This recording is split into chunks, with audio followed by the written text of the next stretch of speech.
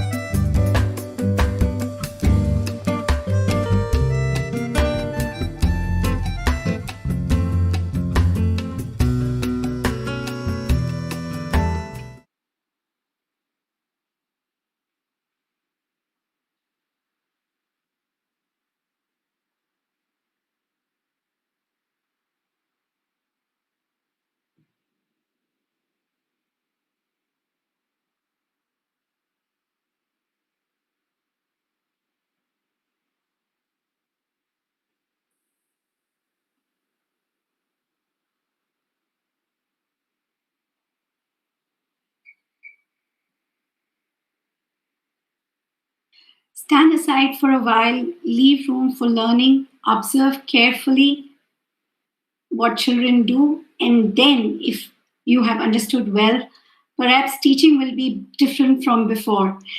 This quote is from Loris Malgozzi, who is a very important person in Reggio Emilia method. And this kind of goes to show us how active learning is important in the world of early childhood education. It is the supreme art of the teacher to awaken joy in creative expression and knowledge. Well said. In active learning, teachers are facilitators rather than one-way providers of information. And this is what is our core topic today, active learning in early childhood education. I welcome each one of you to our second day of early childhood conference. We are talking to you from CCE Finland. And yesterday was, of course, amazing. We had viewers from 38 countries and we had like about 1,500 odd people seeing us live together. So imagine that if it was in the auditorium. So let's kind of picture ourselves that we are in an auditorium, and let's get started with our show for today, with our event for today. And let's see what we have in store. Who are we going to hear from today? Who are our keynote speakers, paper presenters, and of course, our preschools.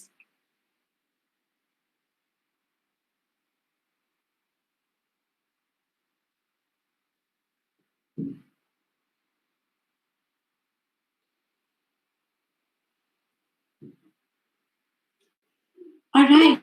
So Early Childhood Education Online Conference, 14th to 16th October. And as I said, we are on day 2 of our conference. And yes, as a commitment, we are there with you. CCE Finland is committed to be with you, whether you are a student, whether you're an educator, whether you're a school owner, or whether you're a policymaker. CCE will do everything they can to help you do your best work in ECE. And having said that, we thank each one of you for your time, whether you're with us, joining us from any part of the world. We thank you that you're with us and spending these 2 precious hours with us to see what's happening different in the world of ECE. All right, so very briefly, the conference of ECE comes about, of course, given the corona times and COVID pandemic. There are a lot of children, about 40 million children worldwide, who are missing out on their educations. And what are the different things, what are the innovative things that we as educators can do to bring this whole learning to their doorstep via online education? And that's how this whole brainstorming of ECE conference came about. And CCE Finland has provided a global platform to see what's happening in different parts of the world in terms of ECE online and more. All right, so when we were thinking about this and the entire team was kind of brainstorming this, we came up with these 10 innovative themes. So building inclusive spaces, innovative ways in the new normal, parenting in pandemic. So we wanted not only the educators to, gain something from this or have some takeaways, we wanted the parents as well. Alternate ways of educating preschoolers, tools and technologies for improved delivery of ECE, Learning environment in new normal, very, very important. And how are we nurturing physical, social, and emotional development of children in these new normals? Assessment methods during online education, another very, very crucial topic, because for us, kindergarten was always where we were with children together, but this whole new normal has changed things for us. What if the devices are not available for online education? How do we reach that segment of children? And adapting the ECE curriculum and play and engagement. And yes, that's brilliant response. As I said, we have got total registrations like about 750, abstracts are 520, and that we've shortlisted 12. The countries that have participated are 24. We've also had the segment of My Creative Preschools, where preschools are going to give us their presentations on creativity, and the total registrations were 39, abstract 35 we had received, and what we shortlisted was 7. And yes, we have speakers from Turkey, Australia, Italy, Finland, and India, and US, and we are so grateful and overwhelmed with this superb response.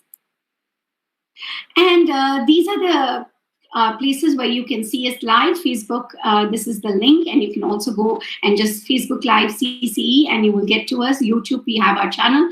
And of course, you can use a lot of hashtags to get to us. CCE Finland, Creative Education, Early Childhood Education, and COVID-19, of course.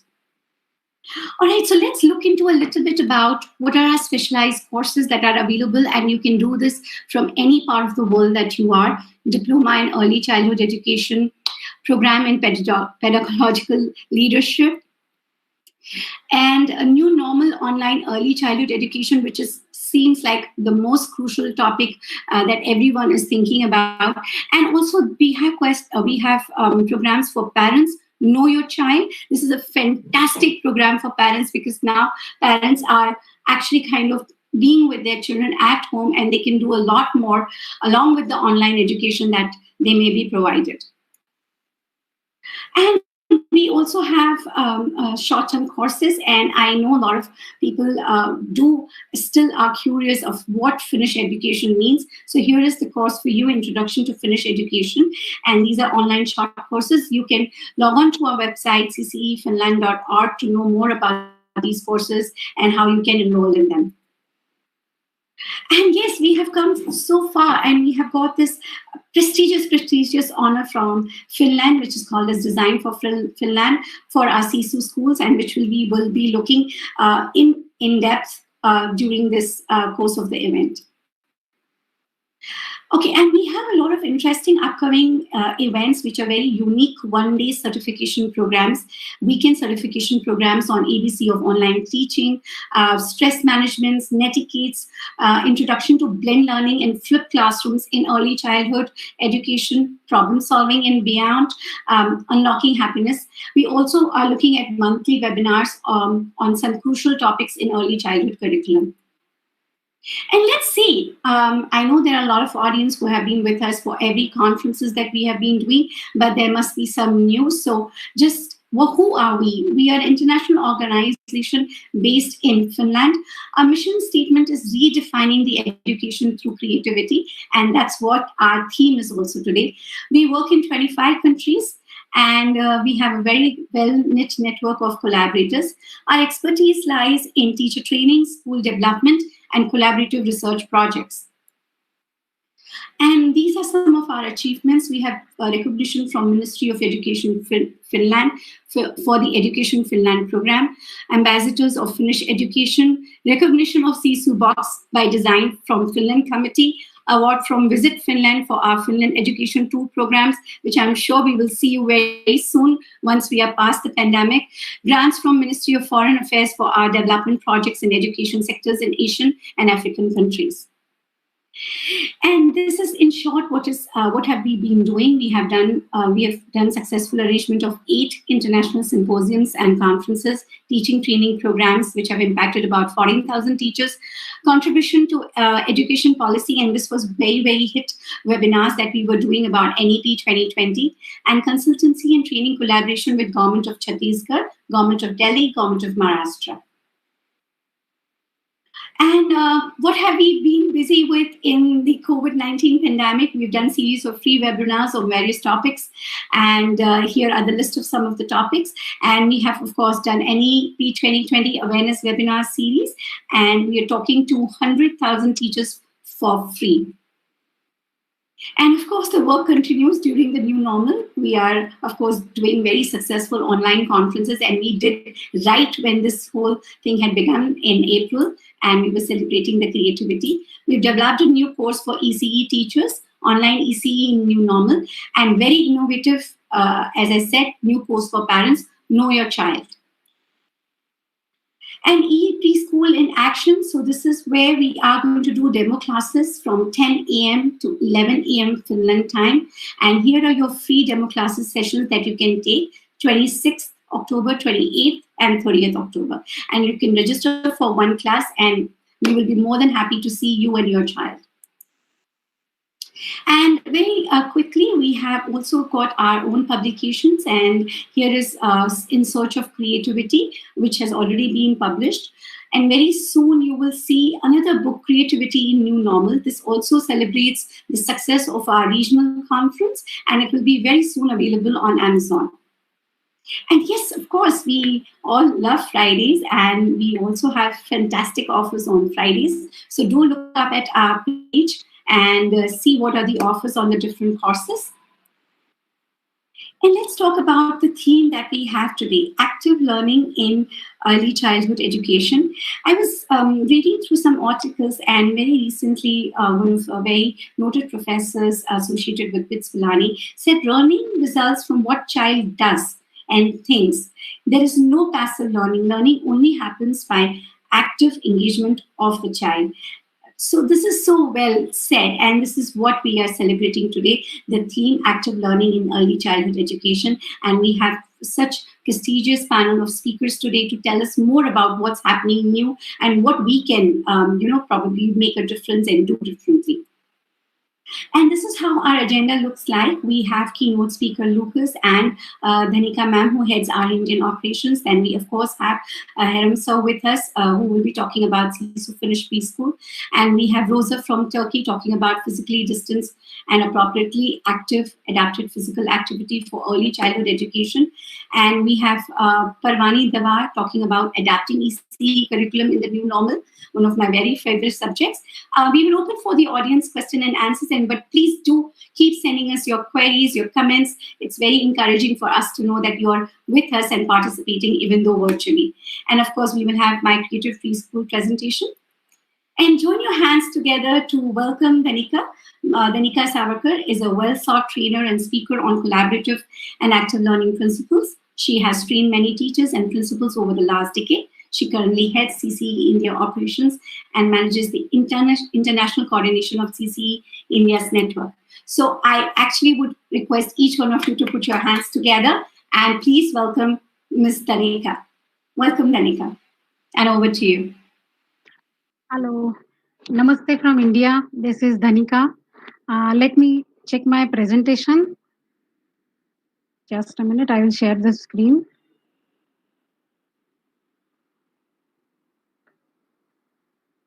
Okay, can you please confirm whether you can see my screen? Yes, Dhanika ma'am, it's perfect. Okay, thank you. Thank you very much. So already we have started second day, and now let's start with rapid fire. Okay, so I will share my screen for 20 seconds each slide, and total entire 1.5 minute will be there only for this rapid fire. You can share your comments or your answer on Facebook or YouTube chat box. So let's start. Here is the first question. How many holes are there in this t-shirt? Time starts.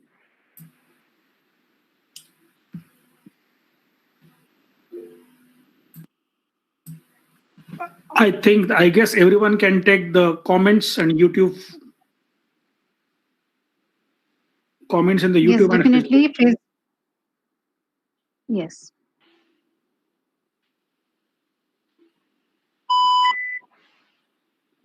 A time stop. Next. Here is the next question. How many circles contain the black dot? Your time starts now.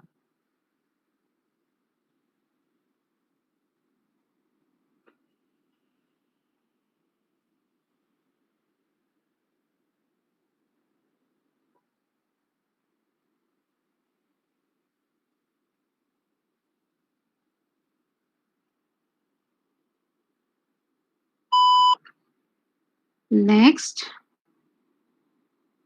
what could you find out in this picture? Your time starts now.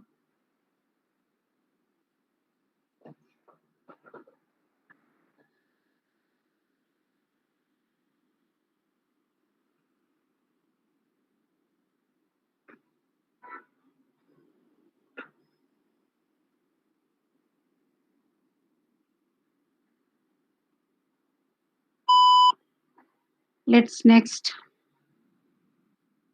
What has head and tail but no body? Your time starts now.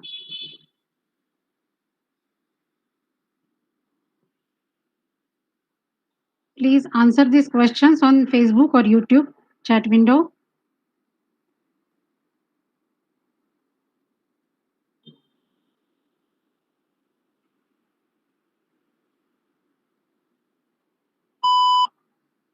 Next, what these pictures depicts? Your time starts now.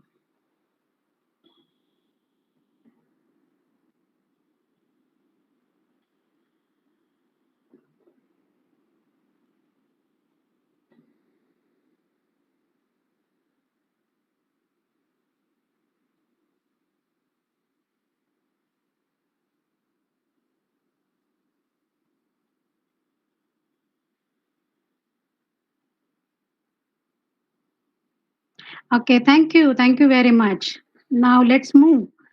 So your, I can say your curiosity should be there, and we will maintain that curiosity to know these answers. So let's move ahead. Okay. Now I would like to quickly introduce myself. Hello, everyone.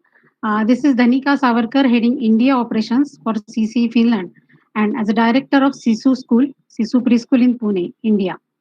So I was working. I am working with CCE Finland for more than 6 to 7 years as a teacher trainer in areas of creative pedagogy, classroom management, collaborative learning, and so on. I would love to listen through this conference from various educators, experts, and specifically from early childhood practices. Personally, I would like to make new relations. I'm not saying that friends, but definitely new relations. Talk a lot, meet new people, and interact with them actively. Also, always I'm try to help others with whatever information or experience I have. It may be related to official administration or personal management or financial management, or maybe a team or family relationships. So let's move. So, what is active learning? Active learning, when we say students' engagement or students' involvement or active involvements, what does it mean? Definitely, while actually executing this any activity, teachers may feel that it is very very difficult how to manage the kids. But why? Why this problem is there?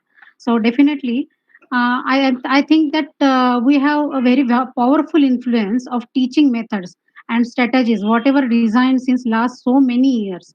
Specifically in India, even after independence, still we are stuck or we are stick to the same methodologies. So don't you think while moving towards this 21st century, we must think openly and considering child-centric learning pedagogies, and also we should think about when we say that teacher and parent as a we can say directors for these kids, why exactly or what exactly does it mean active learning, and how to activate these kids? It is a combination. I think it is a combination of observations, experiences, reflections, information, ideas, and through this we are started Sisu School in India, Pune. So we have started this recently, and how to activate these kids through various types of this. I can say these points are there. Let's give them freedom to whatever they like, but with the help of discipline. let the children make mistakes. Okay, only when we make some mistakes, then only we can learn. Give them exposure. Definitely, to create and develop their own imagination, they have to ask the questions. And we, as a parent or teacher, definitely we should try to answer them as per their age group. Next one is, as a learner, each person is a learner. So, as a learner, we have to develop learn to learn approach. Next, in this pandemic situation, we have already started this online e-Sisu preschool program. But to make a fit and fine kid for forever, so we should have mental as well as physical fitness for our kids. So definitely we are working with this nature, with bed sheets and our routine life material is there. Even the small kids along with their friends, they used to make some mud killas or statues are there, or many more sculptures they made. So this type of activation should be there for kids. At eCisu or at preschool at Sisu Pune, India, we have various types of games. Virtual games are also there. So definitely we can go ahead with these games. Already Simran ma'am had done this part, but as a coordinator from India, I would like to share this. We have already ebook publication. Since last so many years, we are conducting international symposium in Finland. And from February onwards, or we can say April onwards, we have started these online conferences. So from in April and in June, we have a specifically regional language conference in Marathi, and we are very much good response from all over the world as well as from specific countries. And we have done this ebook publication. First is In Search of Creativity, and second one just now we have book published, Creativity in New Normal. So now the answer should be there. I think you are waiting for the same. So let's disclose this. So thank you for your responses on Facebook and YouTube. First question's answer is there. It's 10. I have already pointed out the how many holes are there. There are many more answers are there. Someone says 6, 7. Few of them are at 10. Next one is 12. 12 circles are there which contain this black dot. Next, if you turn this picture in 360-degree, you will find a puppy with a bone. It's called actually, what it is called? You can tell me. Next, what has head and tail but no body?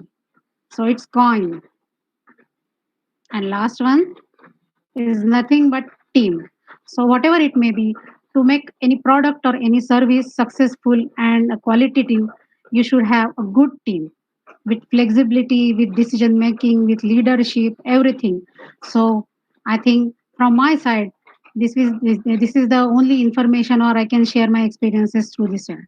So welcome all participants and speakers from all over the world. Thank you very much. And Simran, thank you very much for giving me this opportunity. Thank you, Danika ma'am, and thanks a lot. And thank you for playing these games that I almost lost. All right. Anyways, thank you very much. And I am a live proof of Danika ma'am being almost any point of the time of day or evening or night you call her. And no matter where she is, she will make sure that she answers all of your questions, especially when we were doing the research papers. Thank you very much for being the person you are. And I welcome once again all the audience members who would be probably joining us late. So we are on day 2 of our ECE conference. And now we move on to a very respected keynote speaker who promises that he has a lot in store. So let's see who is coming up next.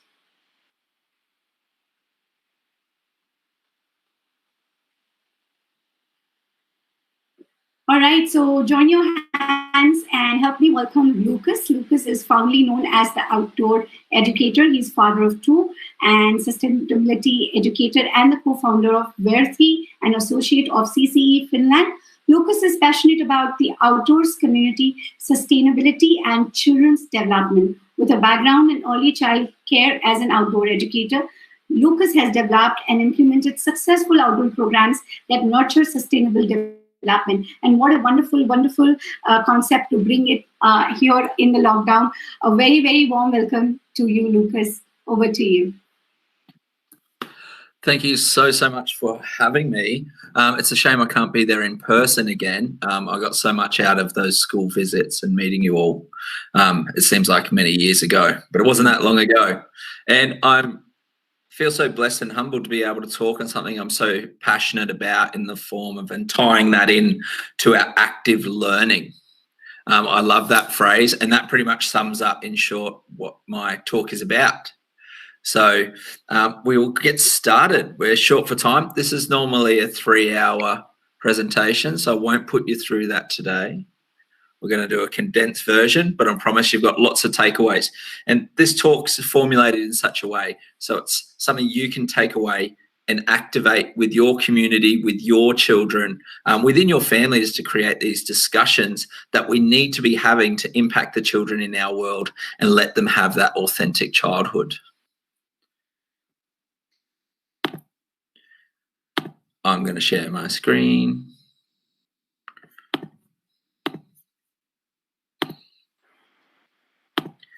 Here we are. We've got it. I think we're there. Yes. Perfect. Okay, so my intro is already done. My dad joke present on the screen there is that we're about to take the leap. This is my amazing family. And after all my introduction then, I'm a early childhood teacher originally, founded Worthy with my wife in a quest to impact as many children's lives as possible. And it's about having those conversations with the children on the screen there in the future to say, I tried to impact the world. I tried to help as many people as possible. And I absolutely love being an early childhood teacher, working with 80 children, but it was on my heart that I could impact 80 children or I could do tens of thousands of children. So here we are passing on this important message, getting you inspired to get out there into your community. So we've all been in the scenario that you see on the screen there. It might be not such a manufactured setting, but we've all had those experiences where we're going about our day and all of a sudden we hear that children's laughter coming from somewhere, those squeals of joy, and we get that warm feeling inside. We can relate to those feelings in our childhood. We get a little smirk on our face. It demands our full attention to what's going on. And I know for all of us, and it's been all of our experience, that these things have happened and all of a sudden this joy is like a lightning bolt as we're dragged out of that reflection with the sharpness of an adult telling a child to be careful, get down, don't do that. Get away from here, it's not a playing area. And isn't that such a shame? Children of the world growing up now have had the least amount of freedom ever. Research coming out of the UK states that children are playing outside 50% less than their parents. And you can see in this image here, what parent am I? Am I the pink jumper? Am I taking the step away from the right-hand side of the screen there? Or am I top left of the screen there, ducking off for a coffee and leaving him to it? I want you to take a moment and reflect on the why. Why is this? Why are the parents all of a sudden here?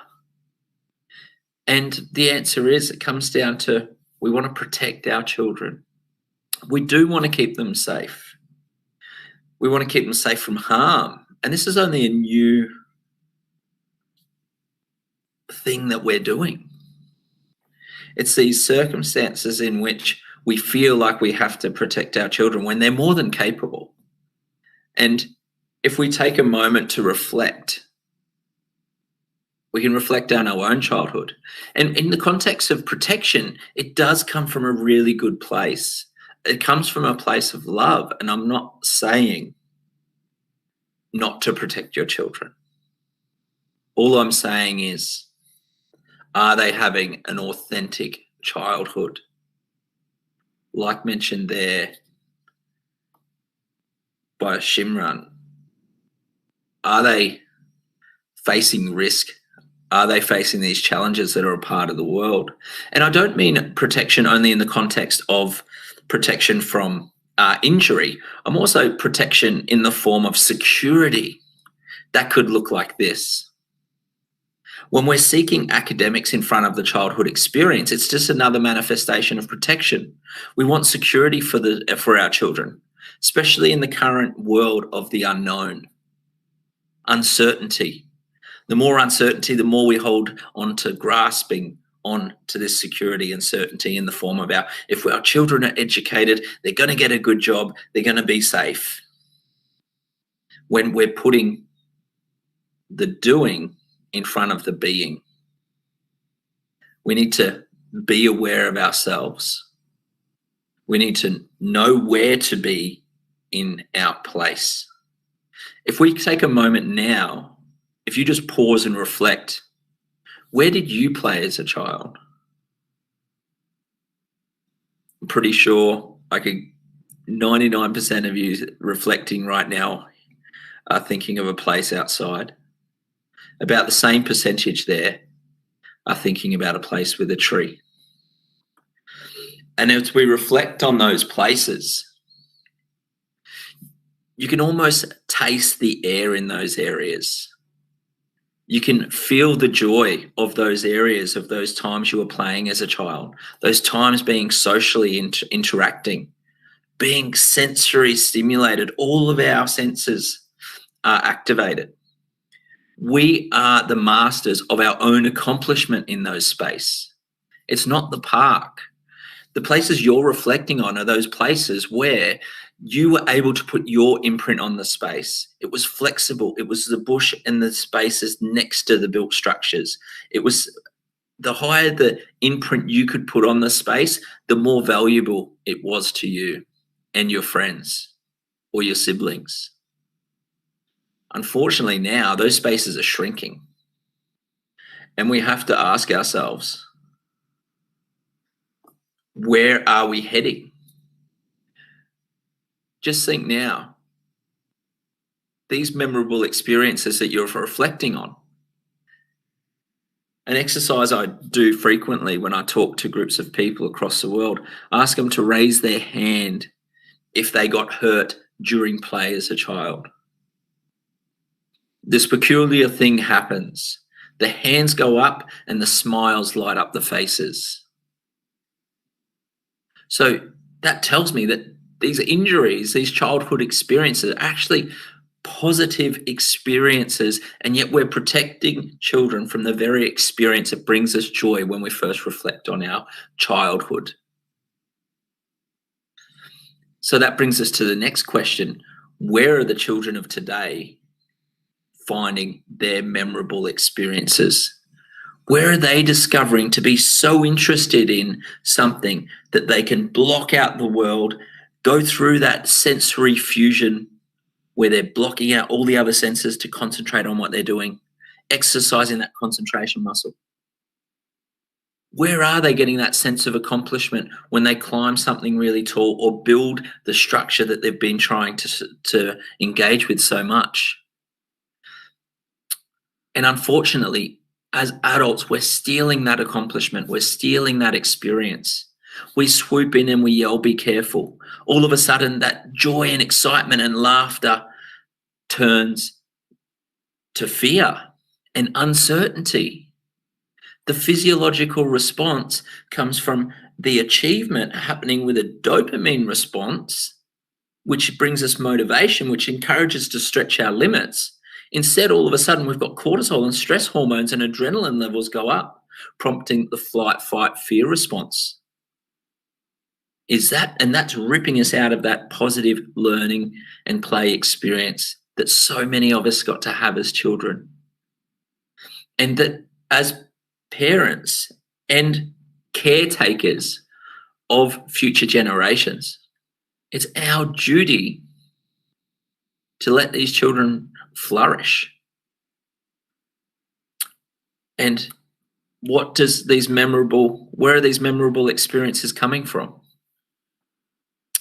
Now, this image isn't about saying screens are bad, but here in Australia, we have a problem of a child of kindergarten age is an average of 2.5 hours of screen time a day. If you take out the hours of care, the average transit time of half an hour to care, dinner time, that's an average of 4.5 hours of contact time with a parent or caretaker a day, to which 2.5 hours is taken out and stolen with a screen.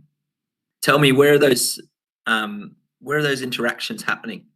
As an amazing person named Nathan Wallace states in the research, he's involved with a very talented gentleman from New Zealand, came out with the first 1,000 days. The first 1,000 days being the biggest determinant of success at 30 is how the child spends the first 1,000 days and the amount of social, face-to-face social interaction they have. Where's the sense of accomplishment? If I don't learn as a child to have a sense of accomplishment and a sense of mastery internally, I'm going to go externally. I'm going to seek others' approval. I can get dopamine and my accomplishment in the form of food, and in adulthood as drugs and adult alcohol and negative relationships. This is how important it is to give these children an authentic childhood. And I want to do a quick activity with you today, and it involves a Mandarin. It does seem a bit abstract and a bit abnormal. Stick with me. It's going to make sense. Okay? So if I turn off my screen, oh, we're going the wrong way. What am I doing? Oh, anyway, I'm trying to, oh, there we go. Am I still screen sharing? Not yet. We can't see it as of now. Okay, here we go. Can you see me? Yes, we can see you, but not the screen. All right. So this is an activity that I do with people all across. I do it in convention centres. I do it with the little small groups as well to highlight the importance of creating real experiences for children. And I do it with this humble little Mandarin. So what I do is I throw the Mandarin at them. I give them heads up so they actually catch it. Hopefully our cricket skills improve over time, but we'll get there with the Mandarin. So what I ask the participants to do, I want them to use their 5 sentences, because we know that's how children absorb information. So I'm putting them in that child learning state. So they grab the Mandarin and I get them in a group of 5 and I say, I want you to pass this Mandarin around and I want you to come up with as many single descriptive words using the 5 senses as possible with this Mandarin. So I'll give you a quick thing. What happens? They go, it's orange, write it down. It's smooth, write it down. They get to about 10 words. Guess what happens? They're running out of words very quickly. So all of a sudden, can I break into it? And I said, well, I didn't say you couldn't. All of a sudden they start to engage. They break their Mandarin. Oh, it sprayed me in the eye. Oh, that smell. All of a sudden, this depth of learning is increasing. And the more they engage with it, the more they delve into it, the more the social interaction happens, the more the sensory input starts to engage. And guess what happens with that? The more words start to tumble out onto that page. And, oh, it's dripping. Oh, there's another word. Okay. Oh, it's a bit sour, isn't it? Well, I think it's sweet. Oh, that's interesting. What's this sinew? It's kind of like a crescent shape, isn't it? It's kind of got a velvety texture. We go on and on and on, and they start to joke and, oh, who's got a cloth? and the social interaction, the banter, the social engagement increases. They start wiping their hands. What am I going to do?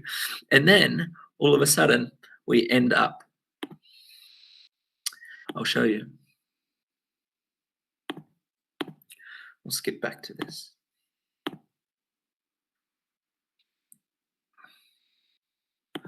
Now, oh, wrong one. Sorry, I'm the sticks and Mandarin guy, not the. So they start to peel as I've just done for you. And then here we go. Look at all those words that start tumbling out onto the page, and look at the advancement in it. It's like hand-picked, it's succulent, it's sticky, sweet. It's actually healthy. I can balance it. It's viscous, it's lush, it's kind of got this fresh, neutral, waxy feeling. Just from a literacy standpoint, look at all of that functional literacy that comes out of just this real experience.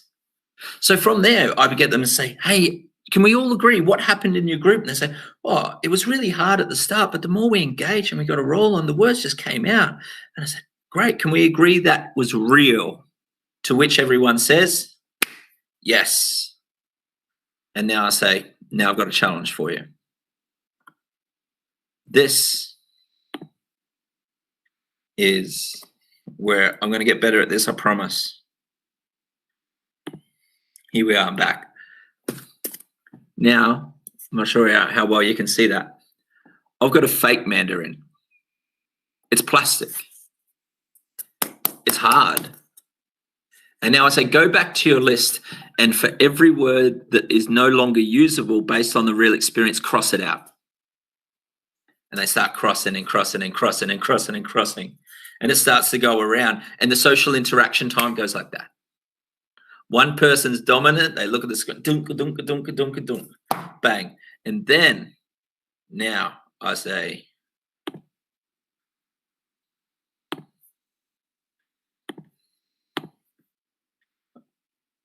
here we go, here we go. I did, oh, wrong presentation. Can you see my screen? Yeah. All right. So they've got their fake. Guess what happens? They get an eighth of the experience. Like they get down to 8. It's nothing. We were like, the record for this exercise is actually 76 words, down to 8. To which I can say, what we've got in front of you here is a replica of the real experience. This plays beautifully into the 30 million words research based on the functional literacy from lower socioeconomic housing to more affluent areas, and the availability of literacy and how children are spoken to. Based on the experience, look how stunted they are based on a replica. By this stage, you can really see what I'm getting at, right? We have a real experience versus a replica. Which one was active? What was active learning? It was real. And what are the children in your community getting? Are you giving them this real experience? Or are they getting a replica of their learning experience? You know, is this a Pinterest discovery? Have I gone to their sensory play and all of a sudden done, okay, I'm going to put some oil and glitter in a plastic bottle and shake it up in that sensory play? Hey, sensory play is a stick in the dirt. And having that confidence on that real experience. Time and time again across the world, I see a ladybug or a moth on a leaf in a garden, and the child starts to investigate it. And all of a sudden, the educator's running to get an iPad to tell them all about a moth life cycle. What? Where's the wonderment of the child? Where's that sensory input for us to absorb that experience? It's not coming from our replicas. And that's what I want you to take away from today. How do we reflect on it? How do we create these real life experiences? What about, I heard great stories at CCE about communities, I forget the lady, but she was in a little community in India. She would send the children out into her village to collect resources to come back and say, what do you want to learn about today? A great learning story of the boy with the lily pad tipping the water out and say, why is it dry? It's real. You can't get that with a replica. You can't get that looking up a Pinterest learning story. And that's the trap of intentional teaching. Intentional teaching a lot of time means intentional outcome. We're missing the beauty of being sprayed in the face with a mandarin. It burns. Okay. We'll head back.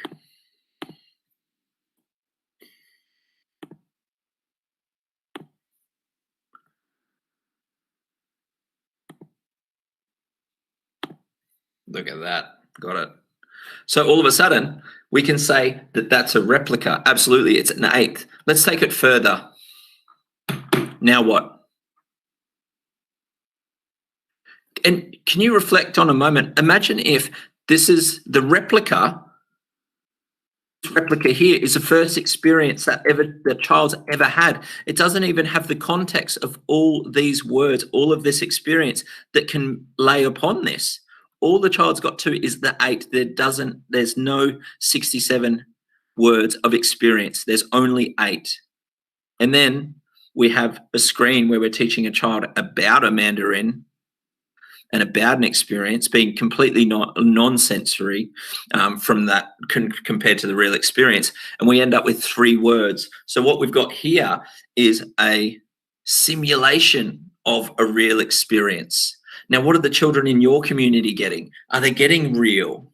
Like even when you look at a park, post and platform, traditional park like I showed you earlier, the number 1 time spent at that park is transitioning between play. Because it's climb here, it's dictated by an adult again. Climb here, slide here, have fun. You're spending your time moving through a space, not being in a space. Number 1 time spent transitioning between. Number 2, waiting your turn. Number 3, actually playing. Do you know why? It goes back to what I said earlier. The child can't have their imprint on the space, therefore it is of little value to them. On average, a child will spend about 7 minutes on a structured play fort or an element like that where it's a post and platform. A natural, real environment affords a child 4 to 5 times the play time on average. So what are we offering our children? Where are these memorable experiences happening?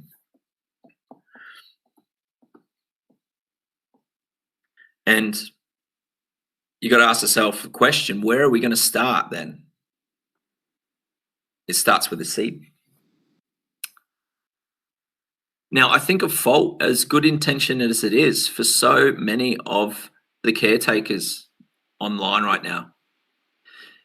We're trying to grow for the children. We're trying to be that seed for them.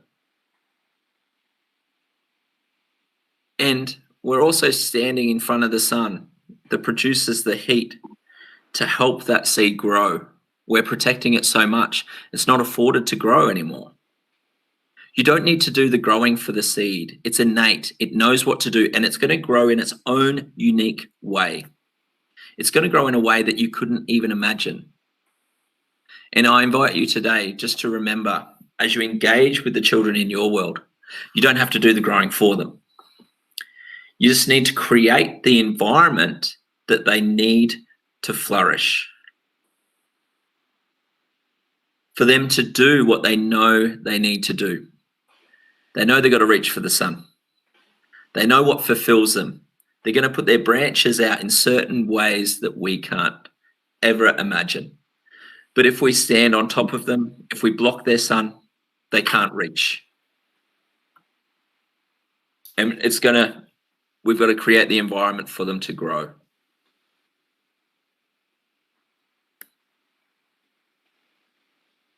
Into something phenomenal and unique. On the screen here is a Australian rainbow gum, and that's the actual color of the tree. It's phenomenal. But what I want to leave you with today is what this looks like. Here we have an imaginasium. You can see the shipping container here. There's not a park in sight. There's no platform. There's no slide. This is a shipping container that we sent down to a fire-affected town. This is a newspaper article, and it's a loose parts playground. It's full of recycled materials, shelving units inside. We put it in a school. We open up the doors, and the children just be children. Here they are, some girls building. I asked these girls sitting here, what are you building? They said, we don't know yet. So what a great answer. I had one little boy run up to me and he was like, I can't believe you're letting us do this. And I said, why? Wait, come back, don't run off. Tell me why. And he says, because they don't normally let us have fun. This was a fire-affected town where children of the school lost their houses. 68 families in this school, 18 of which lost their homes. One child lost his uncle and his granddad in these fires that wrapped around the school. The children were dealing with PTSD moving into winter because as the wood fires started in their communities, they could smell the smoke and it was taking them back to those events of the firestorms moving through their town. And this was a matter of giving them the affordance to be children again. It doesn't have to be big. It doesn't have to be fancy. All it has to be is real. So that's my son. That's me. He's taken flight. Feel free to find out so much more about us over those things there. I'll pass them on to the amazing CCE team. Thank you so much for joining me today. I'm so humbled and I feel so fortunate to have actually gone there, met you guys. I tell the stories in my talks of the people I met in Finland on those tours still to this day, chatting to the education minister while I was there, talking to Anu from the early childhood centre. I asked her a question. I said, if you have 20 minutes of your day, what's the most important thing for you to do with children? She said, sit and just be. How great is that? Thank you so much for joining me. I hope that was insight. Please don't be a plastic mandarin. Be real, be messy. You're not perfect. You're beautiful the way you are. So get out there and be real with your kids in your community. Thank you. Well, thank you. Thank you, Lukas. It's almost like I want to give you a standing ovation for like good few minutes. And wow, I'm just like, oh my God. And I am also a guilty parent and educator for being overprotective. And this was like an eye opener and a complete like a training session. And it was like, I was just registering it piece by piece. So thank you so much. And it was a wonderful session. The audience has enjoyed it. And there are just few quick questions, if you could answer them while we have you here. So Priyanka is asking you, the concept is lovely and relevant to home learning. There is a huge loophole as far as parents being active is concerned. How do we motivate parents? How do we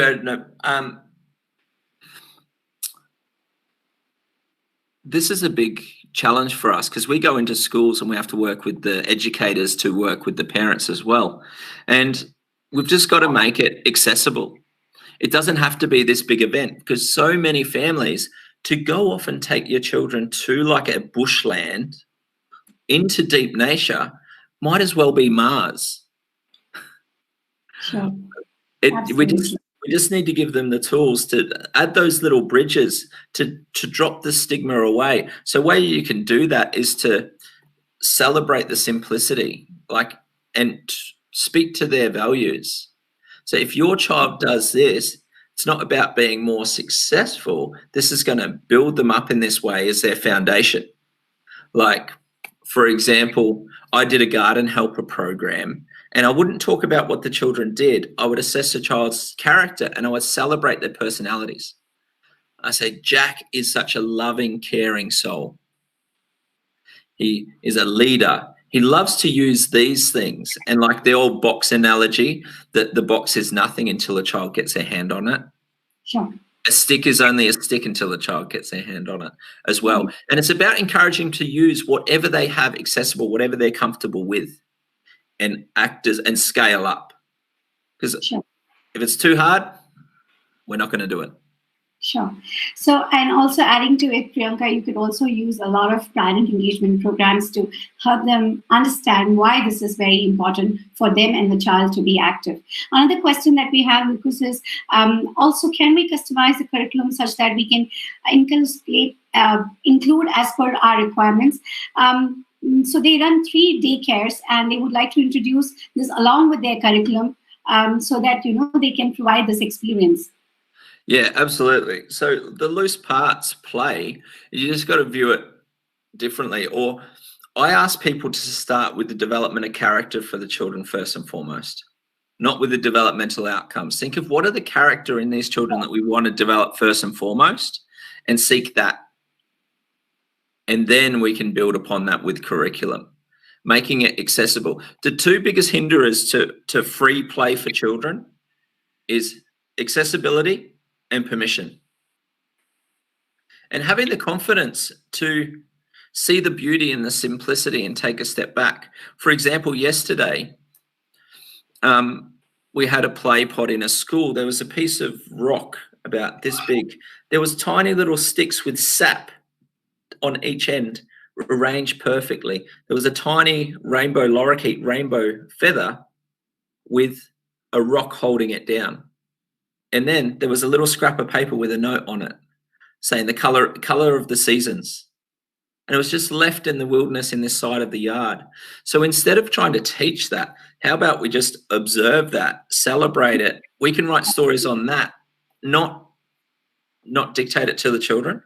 Observe and pull, like we've got it back to front. We think we've got to be that intentional teacher. We got to let them be free and swoop in and take the observations. Absolutely. All right. Yeah, remove yourself from it. Yeah, very true. Well said.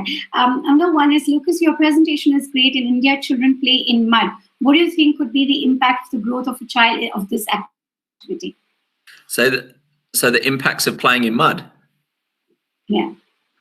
Well, when it comes to the microbiome development of the skin, it boosts immunity. Well said. Very true. As simple as it can get. Yeah. So true. Yeah, and it makes a healthier child. A healthier child is a fulfilled child. It's helping them process all those chemicals that they don't need in the body, process cortisol, have joy and association as a child that makes them a better learner. What else do you need?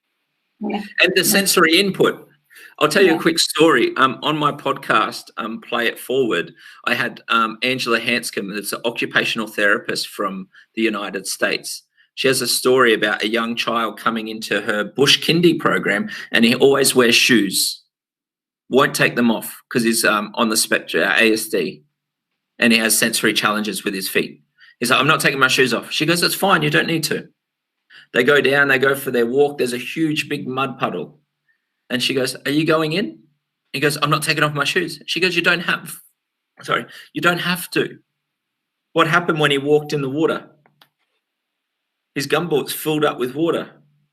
But he was having so much fun engaging with these new children and enjoying it. He walked straight out of the puddle because it wasn't functional anymore. He was intrinsically motivated to be engaged. He took off his boots and walked straight back into the puddle.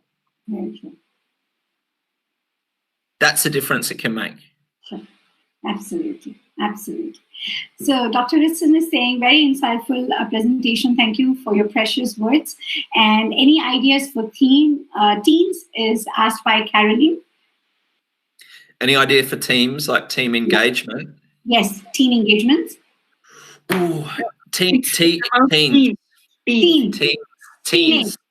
Okay, teenagers. Yeah. Yes. Yeah, teens is the most forgotten sector in play. They're still in the play mindset. The maturity of the boys' brain development, you're looking at 27 or 33 for a non-firstborn child. So there's a lot of years of play that need to be assessed there. And unfortunately, especially for boys as teenagers, they want to play games still in the form of social interactions and video games because they want to play because they're discovering how their brain works still. And we dismiss that as laziness. Instead of they're being engaged in play to discover themselves and the world as teenagers, and they're dismissed as lazy, and therefore that stigma, if you're called lazy long enough, guess what's going to happen? teenage boys are the biggest at-risk group in Australia for mental health due to that. And plus, you're interested in just playing games, you don't want to learn, or you're not a good learner. Just go be a bricklayer or concreter. Meanwhile, extremely talented people go on to be architects and teachers in their 30s.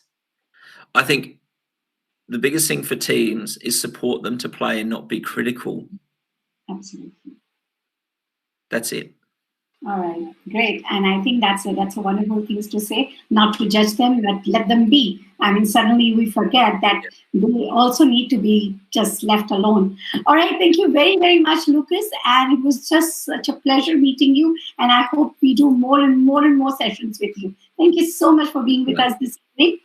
And now it is our time to welcome our next segment. And let's see who we have next. All right, so join your hands, and as I said, we are all in this auditorium. So let's join our hands and welcome Hiram Kulkarni. He's at ICT Development and Strategy, CCE Finland. He's been speaker and trainer on Edutech, and he's trained more than 14,000 teachers, educators across 12 countries. He consults many governments and large organizations across 3 continents, and he's working within key countries like Denmark, US, Bahrain, Indian states like Delhi, Chhattisgarh, and Maharashtra. His research areas are education technology, creativity, global education, reforms, and collaborative innovation. As an educator, social entrepreneur, and technology wizard, he's on the advisory board of many educational institutes and innovative startups across Europe and India. He has held leadership positions across large MNCs like Nokia, Lucent Technologies, Skyward, and Accenture. All right, so very, very, very, very warm welcome, Hiram, and over to you. Thanks, Simran. I think the speaking after Lukas is a exact thing what we can see after a bright, sunny summer. Once you get autumn and fall leaves with a depressing weather, I think you will feel my speech like depressing weather. But one thing about the autumn or fall is good that we have a lot of colors right now. On the outside, we have a lot of colors of the autumn leaves. So I will try to bring some colors in this presentation. Let's see how it goes. So first of all, thanks, Lukas. It was an amazing presentation. And I guess you gave the starting thinking for all our viewers who are right now watching online. Right now, I can see in the analytics, we have more than 1,500 live viewers across all our 6 platforms where we are broadcasting this. So this is tremendous. Thank you very much for everyone's contribution, and thank you very much for the viewers for your active questions and your active comments. Thanks for this. Okay, so one of the things which Lukas, in fact, one of the question was from the parents and teachers right now to Lukas was that this is amazing, but how we can connect this to the curriculum? And this is where I'm trying to find some answers for this. And for that, I remember one quote from Albert Einstein is that he used to say, play is the highest form of research. Now, how that research through the play can be communicated in our educational parlance and how that can be connected to curriculum, there should be some process for that. And today I'm going to shortly talk about that, how it is happening in like how the Finnish curriculums can be connected to the play-based learning. So for that, we are going to have a quick presentation about it, or I will be talking about that. So for that, before we start that part, today is a very special day actually. I'm sure that those who are from Indian subcontinent know this face very well. He is the former president of India, late Dr. APJ Abdul Kalam. And today is his birthday, 15th October 1930, way back before the Indian independence he was born. Amazing leader, very hardworking scientist, very affectionate and very loving president of India, ex-president of India. When he was being asked that, what do you think that which job was your best job or you liked the most, whether the president of India or being a scientist. So he said that okay, none of both actually. I don't even like president of India or being a scientist. I liked being a teacher. And when my students got the PhD, that was a most precious moment of my life. So to celebrate the teacherhood now here, as well as I guess the best person who we can recall, and his vision for the India was quite big, and unfortunately we couldn't complete that.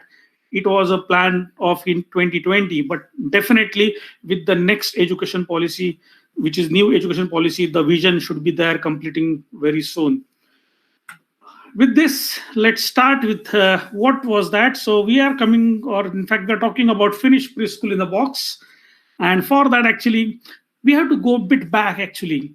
In Finland, before you get your baby out of the mother's tummy, it is still, the learning starts from there. Or in fact, the education is starting from that point when the baby was, or the pregnancy is confirmed, kind of thing. So from that, the health of the mother is getting monitored, and very interestingly, 1 month before the expected due date, you get a box in your home, and this is called as a Kela maternity pack.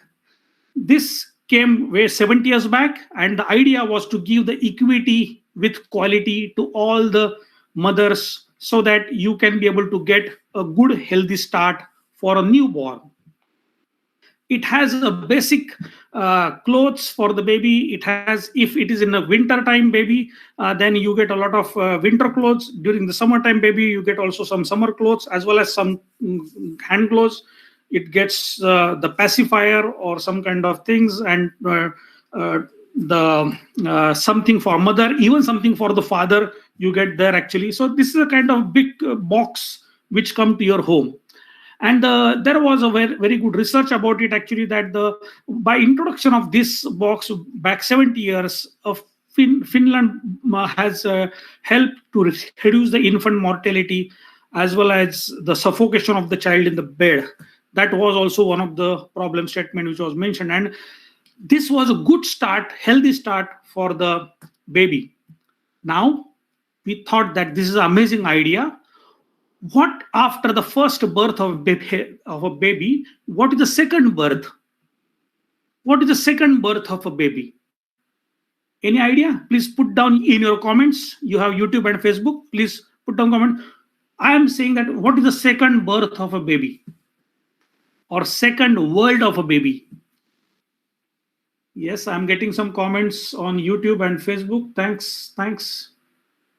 Exactly. I got one very excellent. So one of the participants is saying that, okay, our second the birth of a baby is nothing but when the baby goes from its safe comfort home zone to outside world, and normally it is a preschool where he goes alone and he stays there alone, away from the mother for quite a long time, and that's a second birth.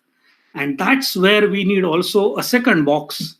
And that's what we thought that, okay, why not to give a box? This time it was been given to the mother and father, but now this time we should give a box to the teacher, so that they can be able to have something interesting. So with this part, we are coming up with a startup kit. We have come up with a startup kit in Finland here with for the preschools, which encourages the learning and creativity in children for the ages 3 to 7. So this is a physical box, and having a lot of activities, games in that, by which you can be able to enhance the creativity, and at the same time, it's a comprehensive toolkit and a research-based pedagogical solution for the teachers or parents based on Finnish curriculum. So how we can be able to develop this concept, so that by using play and game, as Lukas mentioned, that if you are going to play, then that's an amazing learning.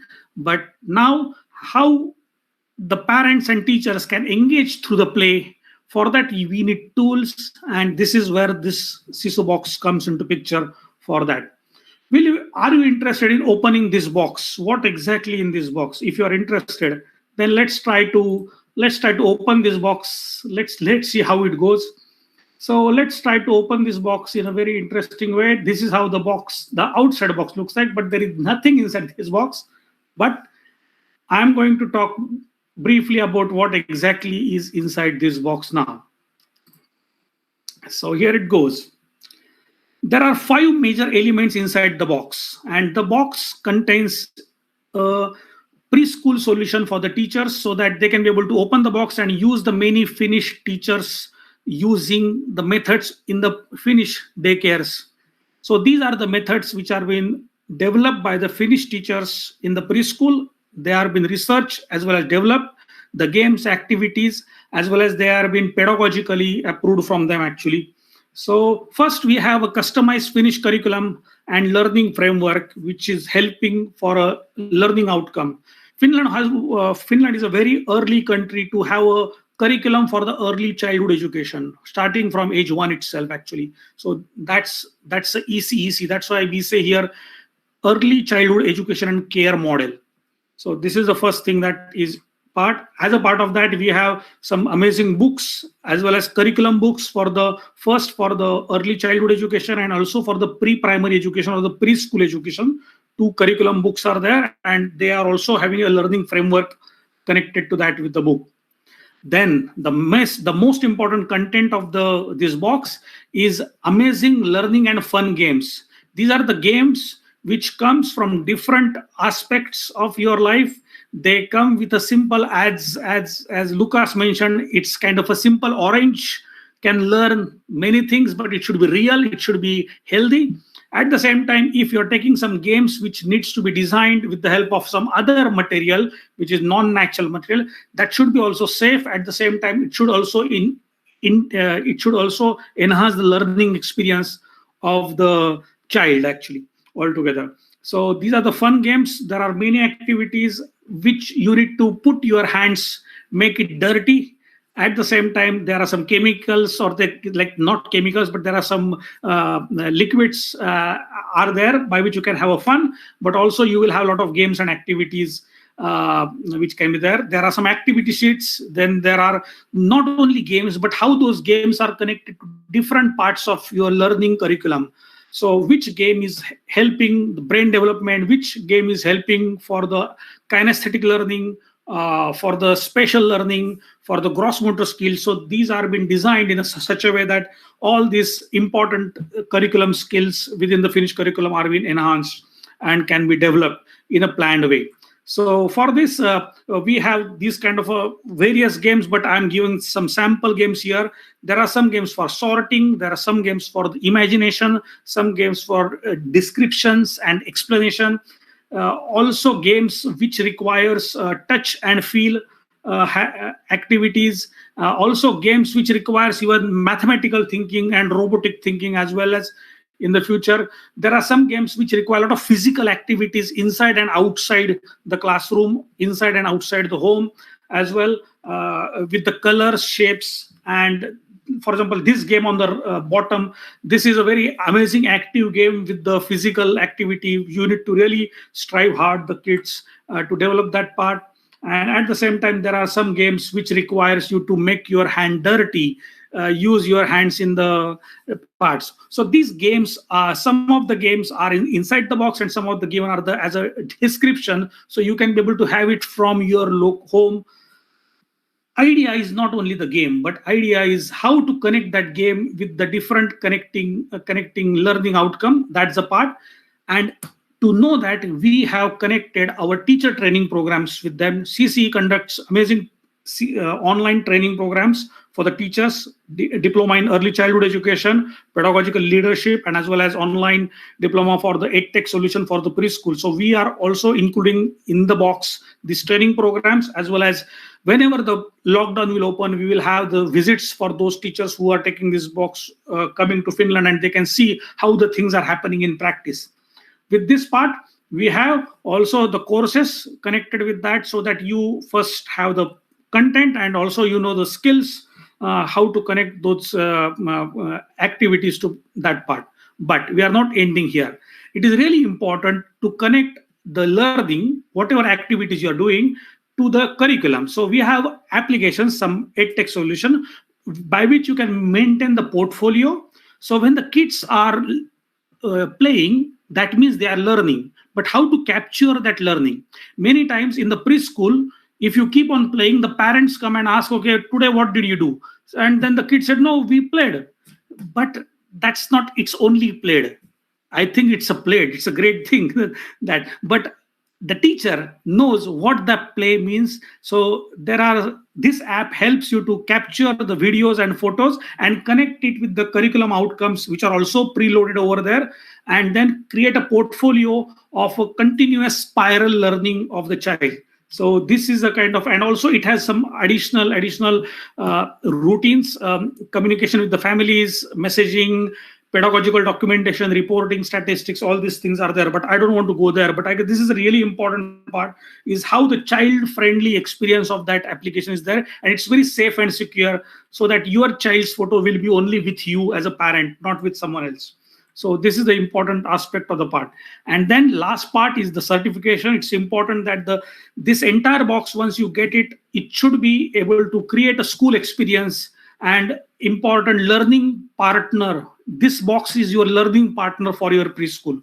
So there was one question that, okay, I have many crutches, how can I be able to make use of this? So this is, I think this is a good solution, where you can get the certification for your students and teachers, and as well as for the school certification based on that. So this is all 5 parts are there inside this box. We send 3 boxes per academic year, depending on which subscription you ask for. We have tied up with FedEx and with amazing time that anywhere in the world, we have already shipped to South Korea, Indonesia, as well as to India. It reaches in 5 working days, and it is a good example of how you can be able to inculcate the learning inside this part. There are multiple versions of this part. I don't want to go inside this part, but for each of the part, we have a sustainable version. This version is where the sustainable, more and more activities are related to the nature, as well as they are related to the local culture, and as well as local sourcing of the material as well. Also, we have some premium versions where we have a combination of sustainable, but as well as many games and activities coming from Finland, which are being designed within Finland and developed within as a part of the pedagogical solution. So both the things are available at your place. And we are really fortunate that we have already shipped this to across 11 preschools now, across 4 countries, and now there are future orders coming in from the part. And we have also in the top 10 products of the early childhood content for the GASS, this awards. And here comes the important part. This, we got a very prestigious accreditation from Finland, because this mark is so prestigious. You can get this mark only if you are really good in completing the good user experience and design and solve some problem which is related to the design thinking. So we are really proud and fortunate to have this. And actually, this is a great part. Actually, only few companies can get this kind of a solution where you have, like for example, Nokia phones, or for example, if you know the Kone elevators, they have this mark. So it is about the authentic experience of the design by which the user experience and creativity can be blossomed. So that's a part. So this is brief about the Sisu Box. Sisu has having one amazing word, but we will talk about that Sisu. What is Sisu means tomorrow during our part. So this is in brief. Thank you very much for your attention, and I would like to take the questions after the presentations. All the presentations are over. Thank you very much. Thank you very much, Hiram, and thank you for opening that box for us. It was very, very informative, and I really, really enjoyed this presentation. For me, also, it was a great learning what can be accomplished by just getting a box. And I mean, I think, it is for parents as well as teachers, educators, school owners. So what a phenomenal innovation. Thank you very much, and a big round of applause. And I want to take a minute to thank our audience who are with us, who are sending their comments, they're sending their appreciations, they're motivating us and being a part of our conference. Thank you so much. And let's move on to the next part of our segment, and let's see who we have next coming up.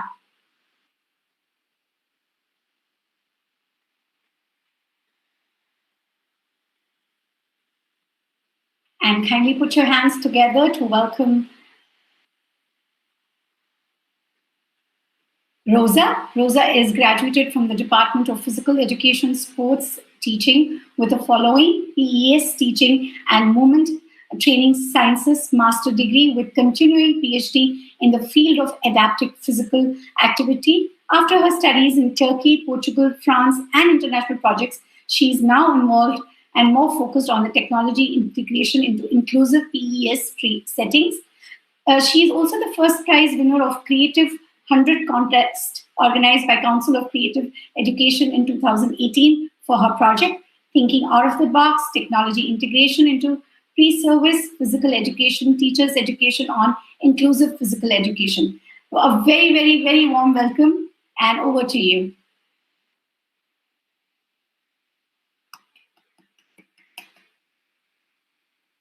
You're on mute. Yeah. Yeah, thank you. You hear me now? Yes, very well. Okay. Just I'm trying to share my screen at the same time. Okay. So just to be fair, first of all, I would like to say that the Creative 100 award from CCE Finland on 2018 was award with my colleague Ayşegül Aksoy, so I would like to also call her name. And thanks again for the collaboration, and thanks for the award from CCE. And I'm very happy to be here again in the conference, even though it's online, but still it's really nice sharing the experiences and hearing from professionals from all around the world. And so I want to send my sincere greetings to everybody. And once again, just first, do you see my presentation? Okay. Yes. Yeah, so we can see. First, yeah. Okay. So first, I would like to say, just as a quick reminder, because of about all that washing the hands, mask, and being distance, because of the COVID-19 period, and those are our key elements nowadays. So I just want to remind as a quick note. And I would like to explain why I use the term physical distance, because it's a very hard time for many people, and especially older adults, people with disabilities, and young children. For that reason, please be socially close with appropriate distance. Physical distance is really important during COVID-19, as World Health Organization is recommending. And now, almost for 10 months, we all learn about this.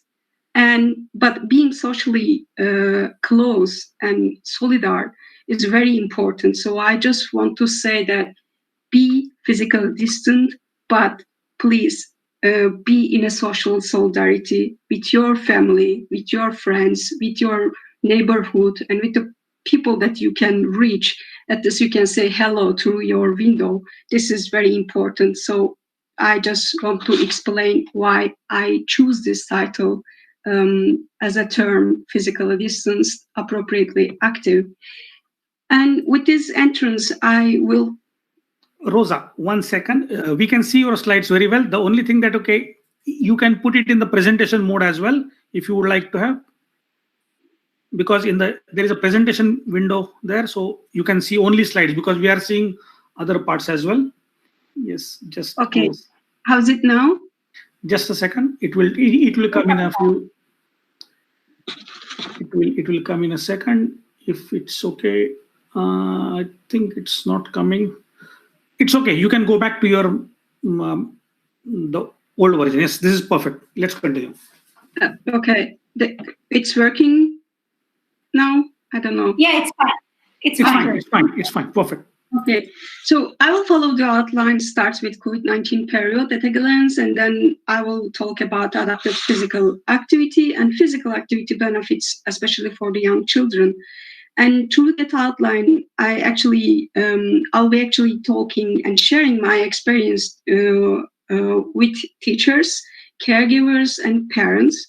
And I see it's like putting another brick onto what Lukas and Herram already started building. And I'm very happy, without knowing each other's presentation, that actually we are following, really like putting, I hope I will be able to adding another brick on what you started. And so I'm really happy that this is really like connecting to each other. And so COVID-19 made me it brought a lot of new things to a lot of people's life, everybody's lives.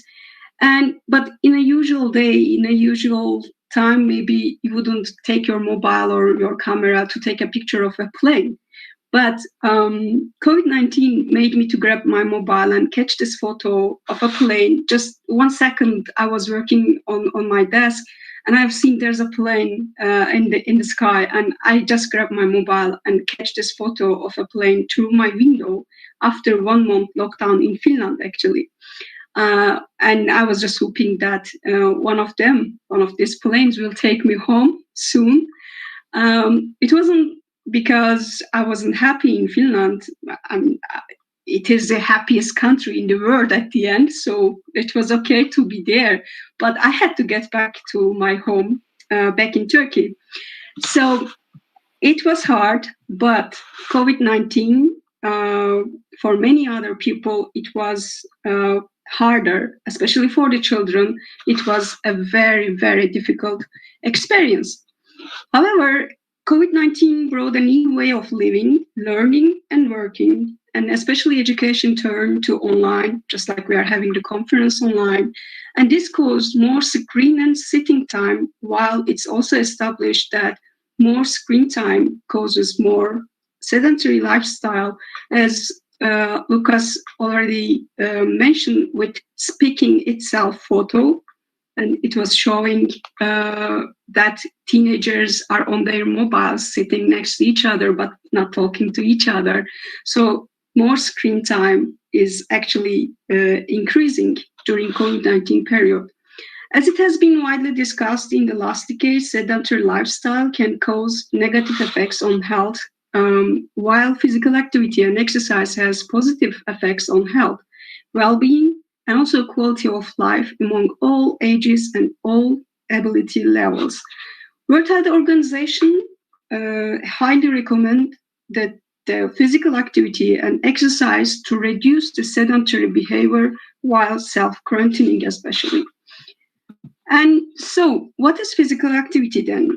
Physical activity is basically defined as any bodily movement produced by skeletal muscles that requires energy expenditure. So this can be just an easy walking to shop, or just playing with your toys as a kid, or even cleaning your room is a physical activity.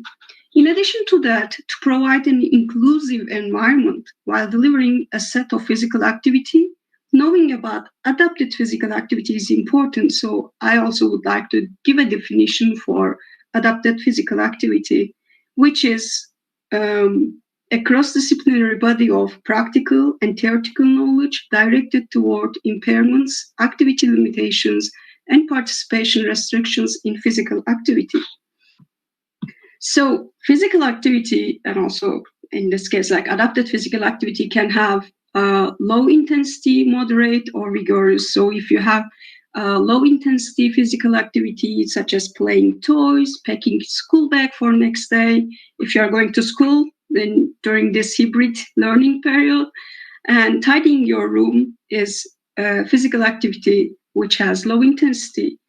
And then physical activity can have moderate intensity, which can be like cycling, rolling, or if you're a wheelchair user, like you can roll in the street like a spare time. Or physical activity can have vigorous intensity, such as running, ball games, or dancing. And those different type of structured or unstructured physical activities in early years can benefit both disabled and non-disabled children to advance the motor skills, psychosocial health, cardiometabolic health, and social emotional development, academic success, and more likely to develop a physically active life for the future. However, there are also studies report that low level of physical activity participation during early childhood years exists. It is there. So therefore, providing a technology-integrated adapted physical activity and inclusive games through an online or hybrid early childhood education during COVID-19 period is very crucial. So to do so, as caregiver or a teacher or parent, you should know that any activity that gets your child moving is beneficial, or any opportunity to move more and sit less is also good. Infants should be physically active several times daily, particularly through interactive floor-based play like tummy time for the babies, or toddlers and preschoolers should accumulate at least 180 minutes at any intensity spread throughout the day, which can include a variety of activities in different environments, can be in the room, indoor activities, in the garden, outdoor activities, and activities that develops their motor skills that you can provide them in different games and rules. So we will talk about adaptation on this. So you can check especially the guideline from World Health Organization on physical activity, sedentary behavior, and sleep for children under 5. It can give you some good tips. And in addition to that, just like children is not like any people is not different than any other, everybody is unique, but we are all equal.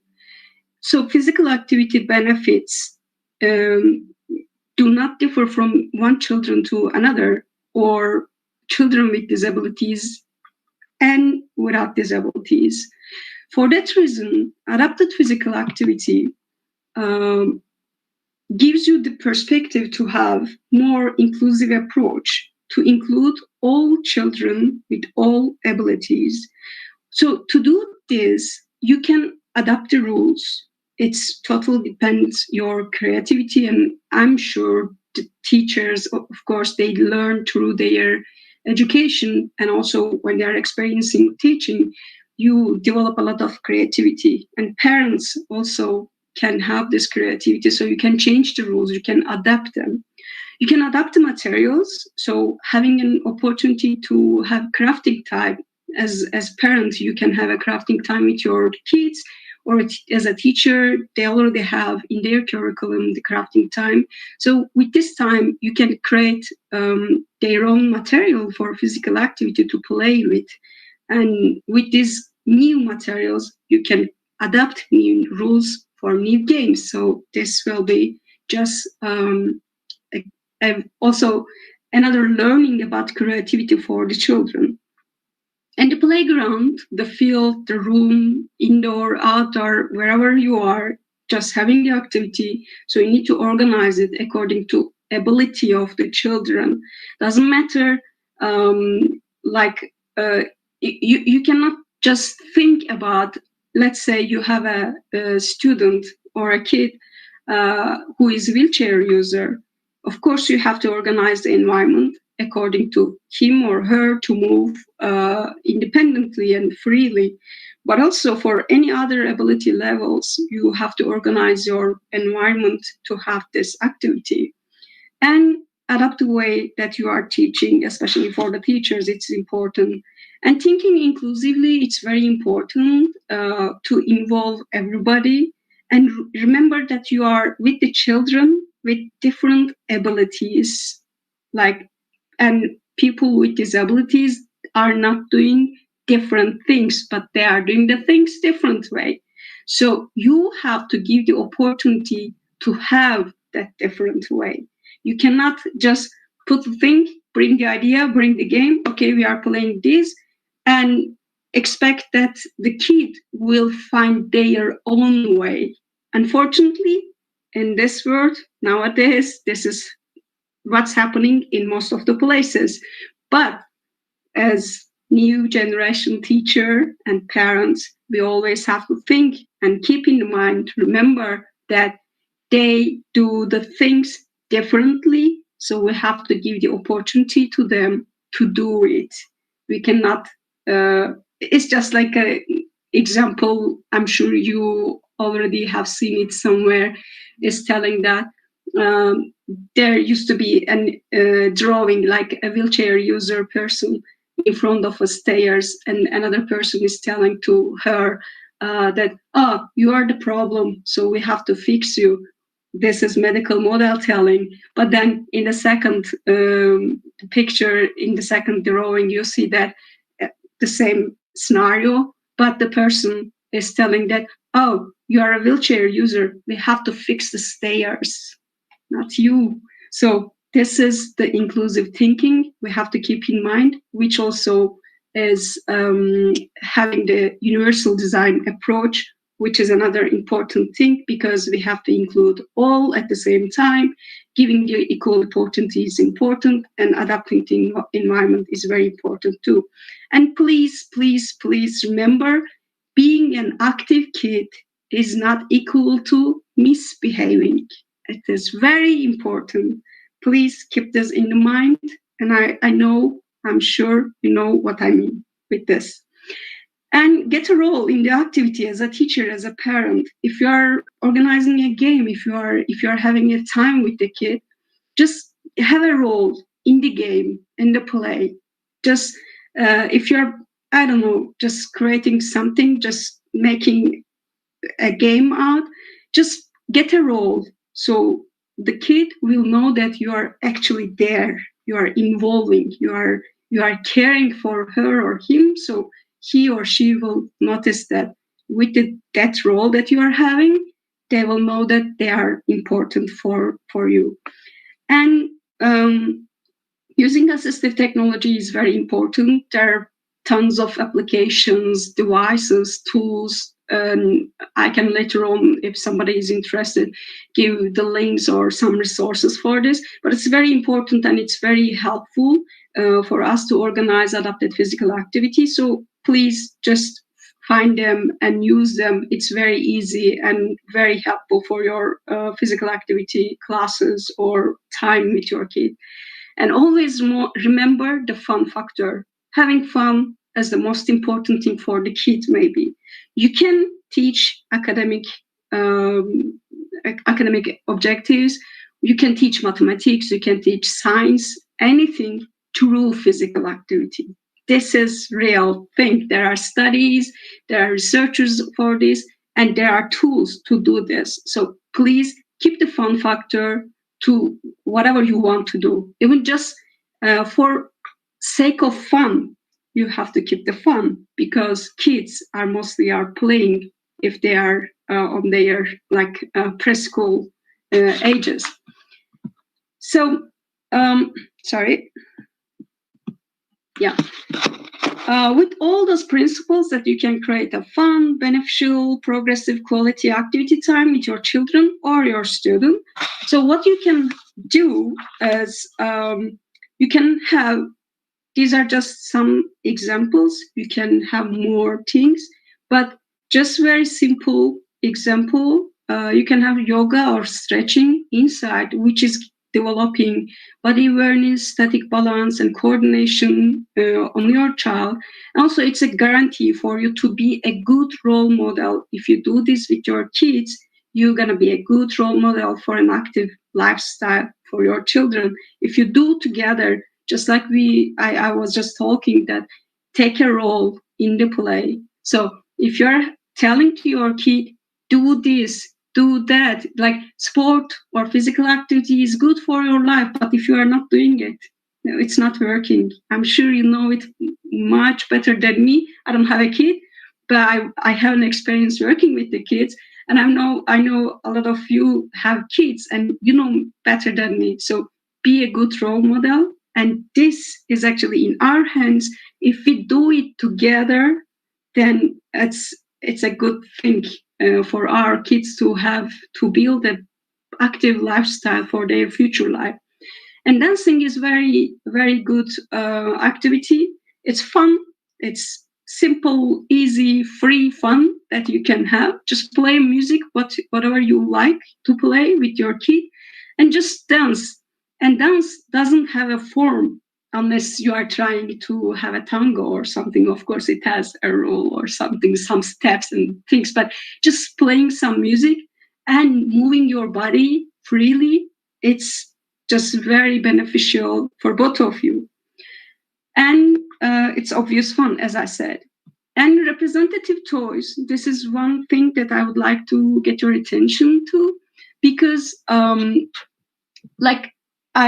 I talked about adapting the materials, that you can have some craft time to create some physical activity materials with your kid or your students. So it's the same thing, having this time to create something, some materials with recycled materials. You can use some recycling materials, and you can create something which is increasing the awareness towards the disability. And in this way, you can either show your kid, if he or she is without a disability, you can raise the awareness towards disability. And if you have a kid with disabilities, you can show him or her that he or she has he's being represented in the society with the toys who are representing, or which are representing, the disabilities. So, and this is very important, especially, again, I would like to remind you what Lukas gave as an example, the Mandarin example, tactile objects. So touching the object, touching the material is giving more sense, more experience to learn. And it's the same very simple rule especially imagine for the kid with visual impairment. So if you let them touch and experience and discover the material, and doing it or touching and sensing it and everything, it will help a lot.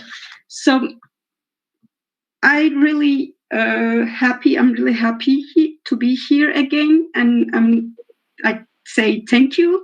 And I would appreciate any contribution, or I will be happy to answer any questions if you have. Thank you very much. Thank you very much, Rosa. And what a wonderful topic to touch upon, and a very crucial one, activity during these times. And while we are still, though the countries and cities are opening up, but still people are very much confined to the place that they are. And what a very crucial topic to talk about is activity. So yes, we do have a couple of audience questions, but I have a question. Do you also recommend parents, teachers be disciplined while they're introducing an activity, so that the child knows that there is a pattern that is going to be followed, even though they are into the confinement? You mean when you say discipline, is like if you are in the terms of schedule, like, it should not be that the parent and the child and the teacher are very excited when starting the activity, and then they slow down a little bit. Yeah, like from the beginning, when you start an activity, doesn't matter if it's just for fun, if it's to gain some academic success or something. So you can start developing the rules together. Okay, sure. Let's have this thing, but how long do we have for this? When do we finish? You can start first talking about the timing, and then he or she will know from the beginning like how long he or she has. So you can start developing the rules and like together, so they will know. Sure, absolutely, and the part of the process. So there are a couple of questions from the audience about the inclusive thinking, organizing the physical activity for kids. What if the kids strongly reject physical activity? What do you propose when the kids do that? They reject the activity. How do we encourage them? Okay, like when we say physical activity, as I try to explain in the definition, it is any movement that you are doing. Even now, when I'm talking with my hands, this is physical activity. So please do not mix it with the sport. Sport is different. Exercise is different. Exercise has specific rules. It's a structured physical activity, actually. But don't mix it in your mind like if it's exercise or sport. No, physical activity is that whatever you do with your muscles, with your body. So let's say if you are cooking as a father or a mother, you can invite your kid, hey, would you give me 2 tomatoes from the fridge, please? This is physical activity too. So, and I don't believe in that any kid would would refuse doing it. Other than that, we can just think like, okay, there is someone just sitting there. Even sitting is a physical activity. So there is nothing like nobody is moving. You are mute. Simran. Sorry about that. There is another very sweet comment for you, Rosa. Very sweet presentation, Rosa. Can we impart values and ethics while playing? Yeah, thank you for the compliment.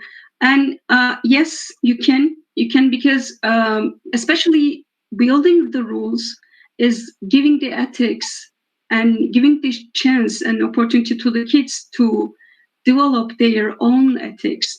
So especially through that part, ruling the game, discussing the rules and the things can help for you to develop the ethics. Yes. Yeah, all right. Sounds good. Thank you so much, Rosa, for being with us and touching upon this very crucial topic. Thanks a lot. We really, really applaud you and your time and your presentation. Thank you very much. And I continue to thank our audience who are continuously writing to us, being with us. And let's join our hands to welcome our next speaker. And let's see who it is.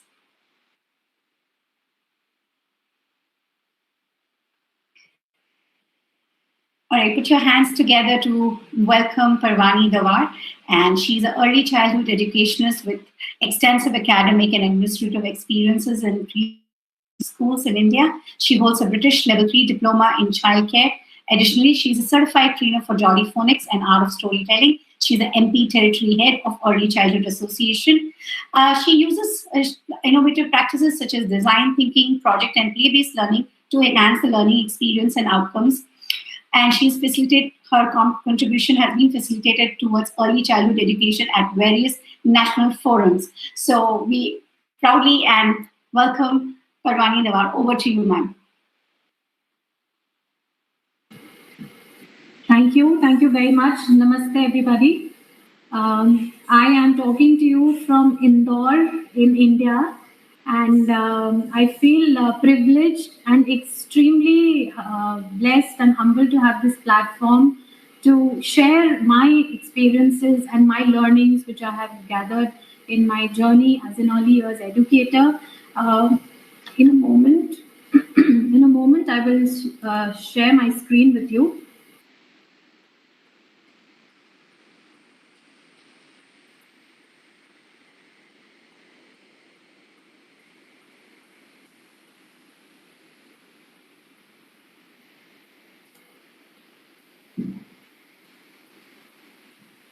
Is my screen visible? It's coming up. Okay. It should come up in a minute or so. Not yet.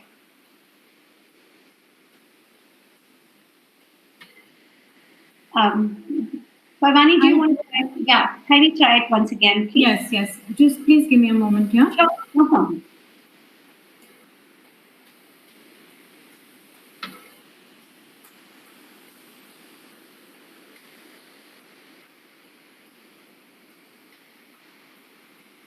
Is it visible now? Not yet. Parvani, I request you to share the entire window or entire screen and then start your presentation. Okay. So start, Sorry share about entire this. screen so that we can see the screen, and then start the presentation so that we can see everything. It will be quicker. Okay. And by the way, you are from Indore, which is a food capital of India. Superb. I Yes. missed that.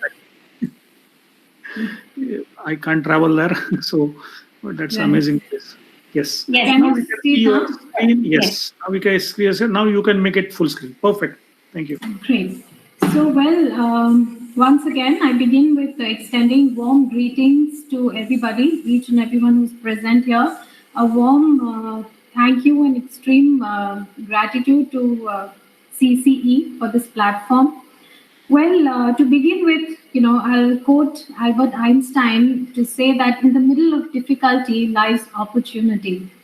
So this pandemic, the COVID-19 pandemic, it has posed, it has shown that yes, amidst this whole difficulty, amidst this whole pandemic, there is an opportunity which lies for everybody, and more so for the early years educators, especially in my community in India, where we were too set in our ways and we needed a nudge, probably. We needed something to jolt us and make us rethink and refresh our practices and evaluate ourselves and understand whether what we are doing, is it helping our children? How can we get better? What are the modes? What are the methods which we can renew? We can adopt from the various global practices and incorporate them in our teaching and learning practices to ensure that our children are also at par. They also receive the best early childhood care and education. Well, I'm talking about the new normal. How can we adapt the early childhood education in the new normal? So first, let's understand that what will the new normal be? What will it expect in terms of early childhood education? So in the new normal, we will educate children in an interconnected world. So, the pandemic has illustrated most typically that yes, we are so interconnected globally, and we have to leverage this interconnectedness. And in spite the differences, we have to ensure that the learning, the teaching, learning continues for our children. Also, there's a whole thought which has gone into how we have to redefine the role of an educator. So, earlier, traditionally, we were in a mode where we were teaching. There was information sharing, traditional methods which we were using to just impart knowledge, information to our children. But we have now we have redefined our roles, and we have understood that it is not about information sharing, it is about facilitating what the information, how we can help our children, facilitate them to ensure again that the teaching and learning becomes more engaging and more meaningful. Also, in the new normal, we have to now, it has been entrusted upon us that we have to teach children skills which are needed for the future. We have to equip them for the skills which probably none of us know of yet. So we don't know what the future will hold, what will be the jobs, what will be the kind of mindsets which will be required, what will be the skills. Yet we have to envision those skills, and we have to ensure that we equip our children for the future they will be eventually living in. Also, we have to unlock technology to deliver education. In my community here, it was, when you spoke about technology, about a video or any kind of app to a kindergarten child, the first thing came to our minds was, my God, that's too much screen time. How can you even advocate that children should watch videos or apps? But then now the pandemic has made us rethink that how we can use the technology wisely, judiciously to help and deliver the education and bring about the skills in our children. So what are the attributes of a 21st century learner? Well, passion. So passion is your calling, what is it that is you, that drives you? What is it that motivates you to be? That is going to be the final thing, the ultimate thing which the 21st century learners will be driven by. Curiosity. Now, children are curious by nature, they are always asking questions. They want to know why things are the way they are, how they work, why they do not work. So the curiosity part has to be kindled. Imagination. So, it's a very common saying. It says that I was fine, I was doing well until education ruined me, So children are imaginative by nature. Again, it is an innate quality in them. By the time we become adults, the imagination dies down. So this is something, again, which we have to look into our curriculum. We have to ensure that we incorporate these attributes in our curriculum in the new normal. Critical thinking. Now, critical thinking is, again, one of the 21st century skills like collaboration, communication, creativity. Critical thinking is again when you assimilate information, you understand what to do, what not to do, the choices you make, that will also define the learner in the future. And grit and persistence. So grit is essentially when you fail, when you're doing something you do not accomplish, you fail over and over again, and grit is what drives you to continue. So these are the attributes of a 21st century learner. And what will be the skill sets? So broadly, as per my understanding, what I have understood in this pandemic is that children we have to make them develop life skills. So, the pandemic has thrown upon us life skills. Even adults right now, many of us were struggling to work, on basic things. So life skills is something which we have to develop. Sustainable living skills is something which will be driving the future. Social emotional skills, because again, there are too many issues, there are too many concerns which are driving the community. So being able to handle the emotions, being able to express emotions, how to behave socially will play a great part. Executive function. Now, executive function is one of the key 21st century skills for the future, which talks about cognition, metacognition, and how children have to develop this skill to enable them to lead a happy and a healthy life in the future. Again, the 21st century skills. Literacy and numeracy is what comes later.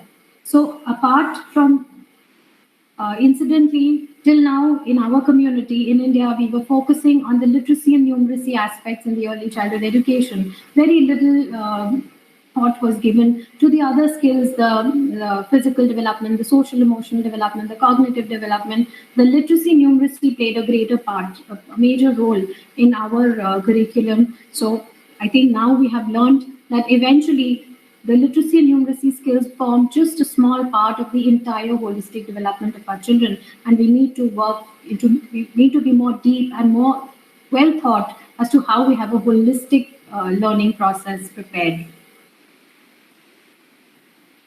So the curriculum, the early childhood curriculum has to plan learning experiences for children. So what I have learned during my time in this COVID with my school, with my colleagues, with the children I work with, is that we have to plan learning experiences. We have to have a space in our curriculum where we are able to apply technique of flipped classrooms and blended learning. So when I say this, I mean that children engage in learning experiences, they have some experiences and then they share it online. So simple things that, you can plan experiences for children which are on offline class, and then you can have platforms where you can put it forth and those discussions can take place.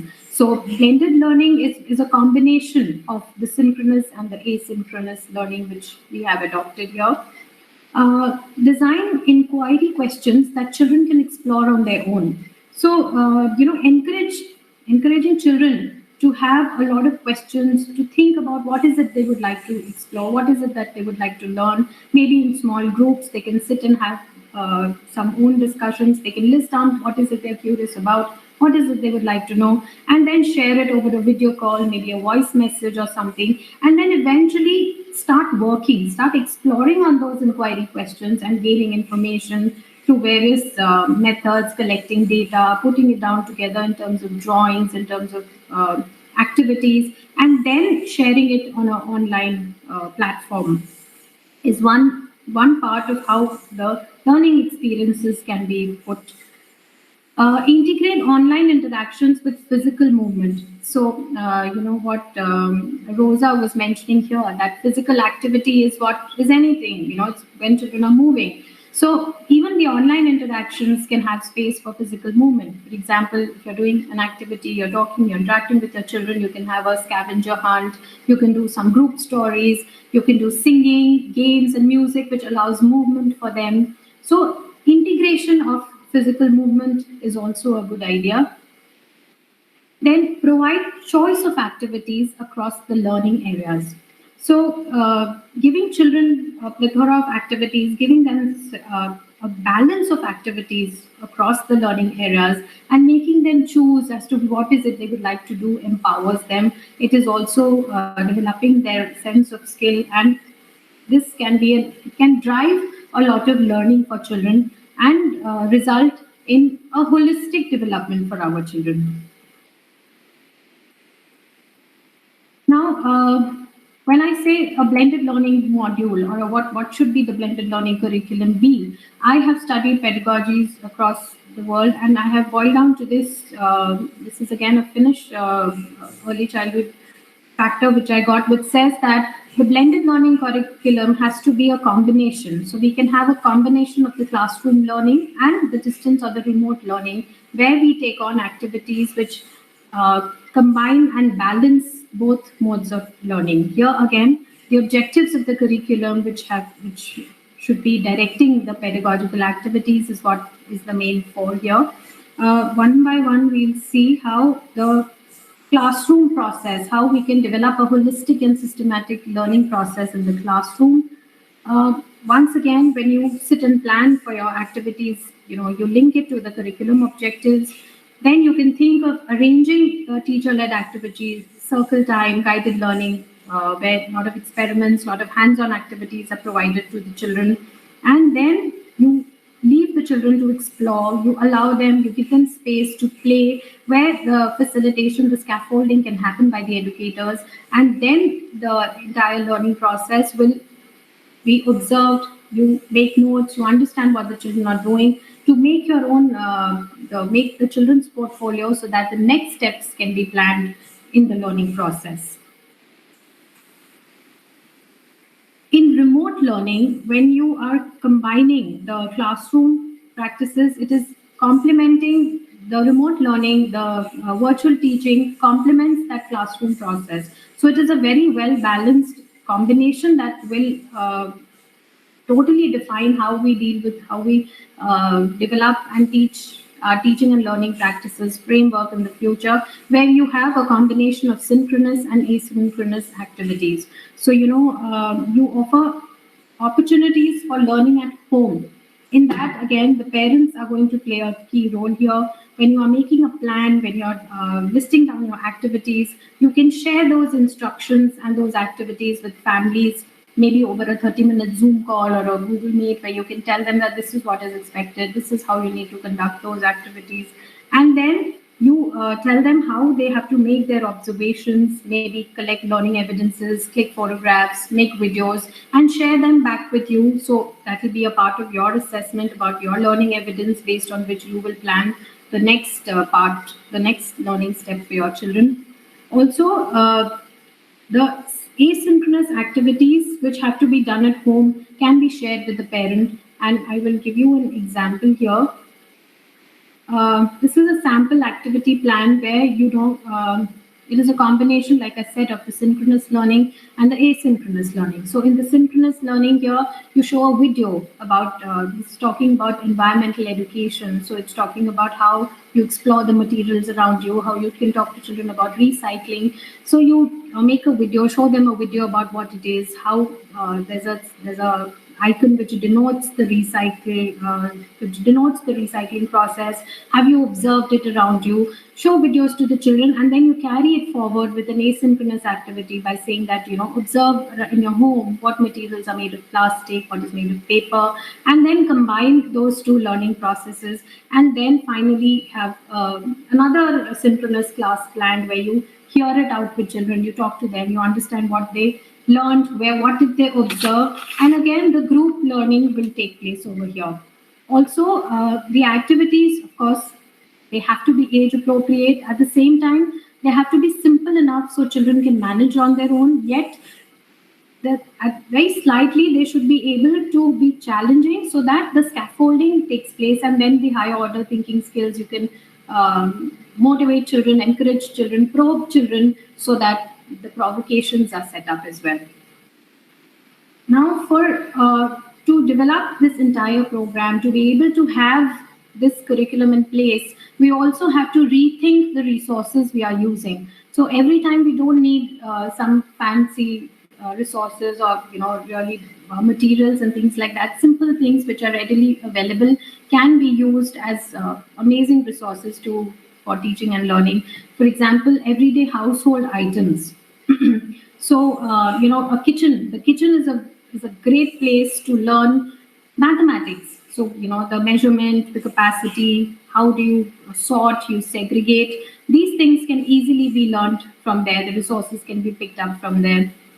Nature resources, the leaves, the twigs, the rocks, the pebbles, all these materials can be used to integrate artwork also.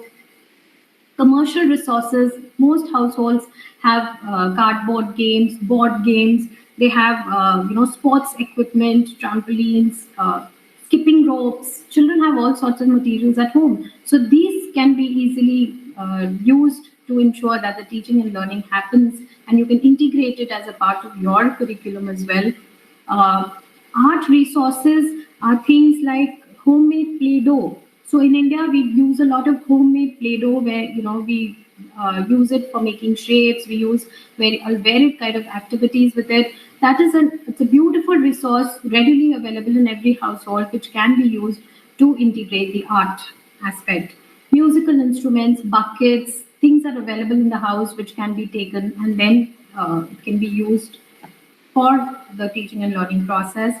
And digital resources. So of course, there are the ebooks which are available, the Google Home platform. There are many digital resources like the collaborative platforms which are easily available around. So those can again be integrated as part of our curriculum framework. And through that, we engage the children in purposeful and meaningful activities. Now, assessments again plays a very important role in the entire teaching and learning process. So through the blended learning program, you can observe the children's engagement when you're interacting with them in the classrooms. You can make note of how they behave, what are their responses to the questions, how do they present the information, what is the thought process. These notes, these anecdotes can be noted down. Simple things like videos, images, photographs of children doing activities, their work samples can be reviewed. And again, quizzes, the MCQs, many platforms which are available now can be used to integrate the assessments. And again, the literacy and numeracy activities which are done, for example, giving children a set of materials from home, asking them to do simple additions, taking down substances, and various forms of activities in literacy and numeracy can also be done for assessing the children. Children can record their journals, so children make video diaries, children make picture diaries. So through these also the assessments can be conducted. And of course, taking the feedback, the perception of the parents as to what have they observed in the learning journey, what have they observed, that how has their child developed, what has he learned, what is the progress the child is making, a careful note of that can be made. And even the children, so you can interact with the children and say that we started exploring this idea. What do you think you have understood from it? What is it that you would like to know more? So these kind of conversations will also give us information as educators, which can be used to assess the learning progress of the children. Again, parents now in the entire teaching and learning process are playing a very crucial role, unlike they were in the future. And again, moving forward, I think parents will continue to be the co-teachers.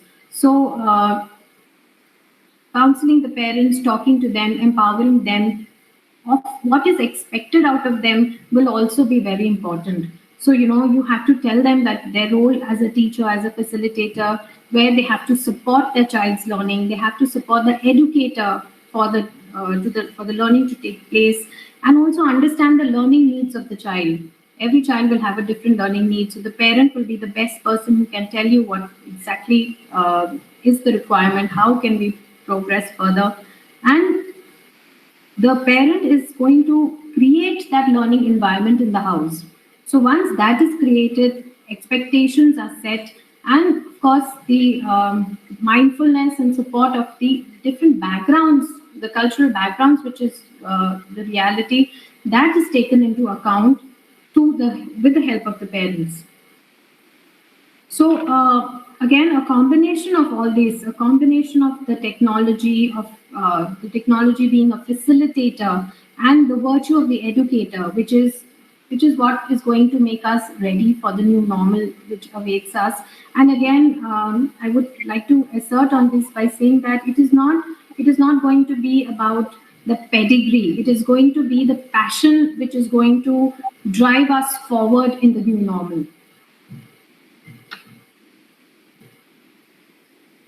Yes, thank you. I will stop sharing my screen now. Thank you very much, Parvani.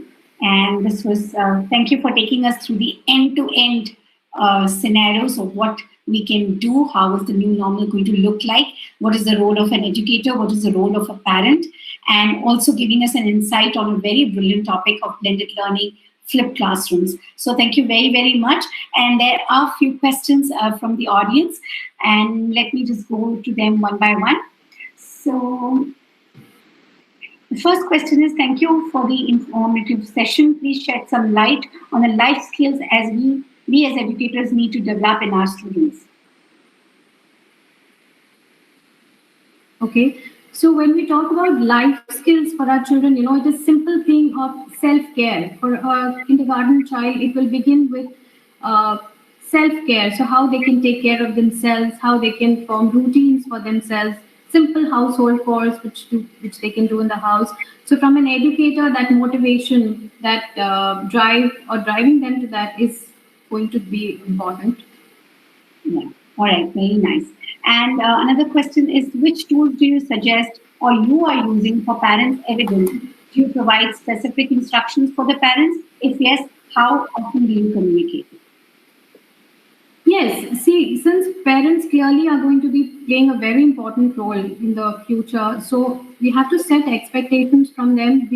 What we do is we talk to them, we orient them as to how they can collaborate with us and then drive the entire teaching and learning process. So it can be done on a need based. So, essentially as a school or as a community, it depends on how you would like to have the structure framed. Sure.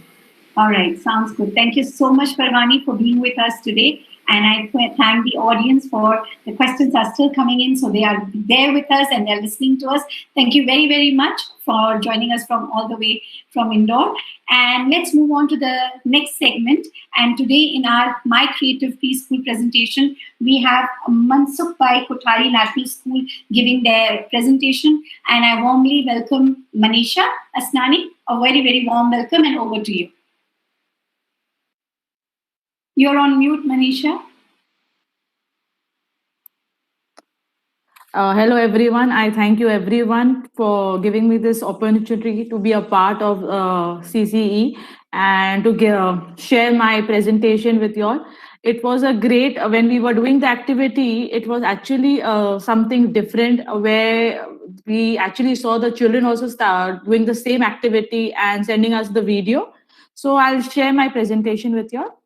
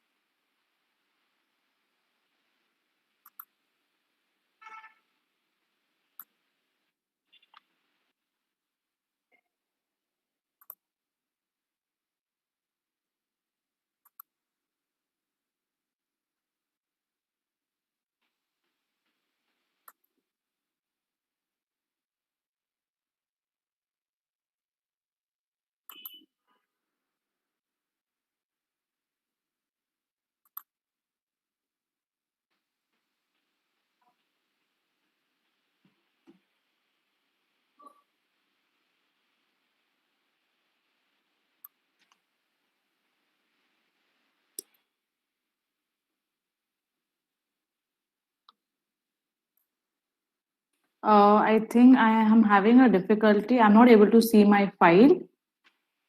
No problem. You can take a minute to locate that. No, what I suggest you share the entire screen and open the PowerPoint which you would like to open. So again, we can be able to see it first. No, but I am not able to see the PowerPoint on the screen.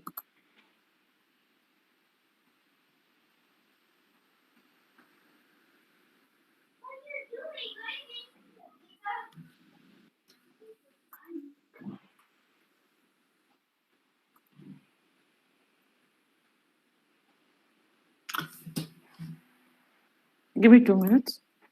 No problem.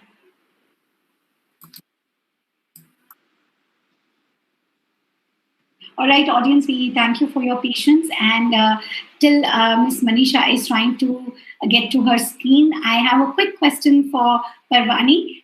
If you could take a minute and answer this. How do we assess on a virtual classroom for kindergarten? A very relevant and a very important question.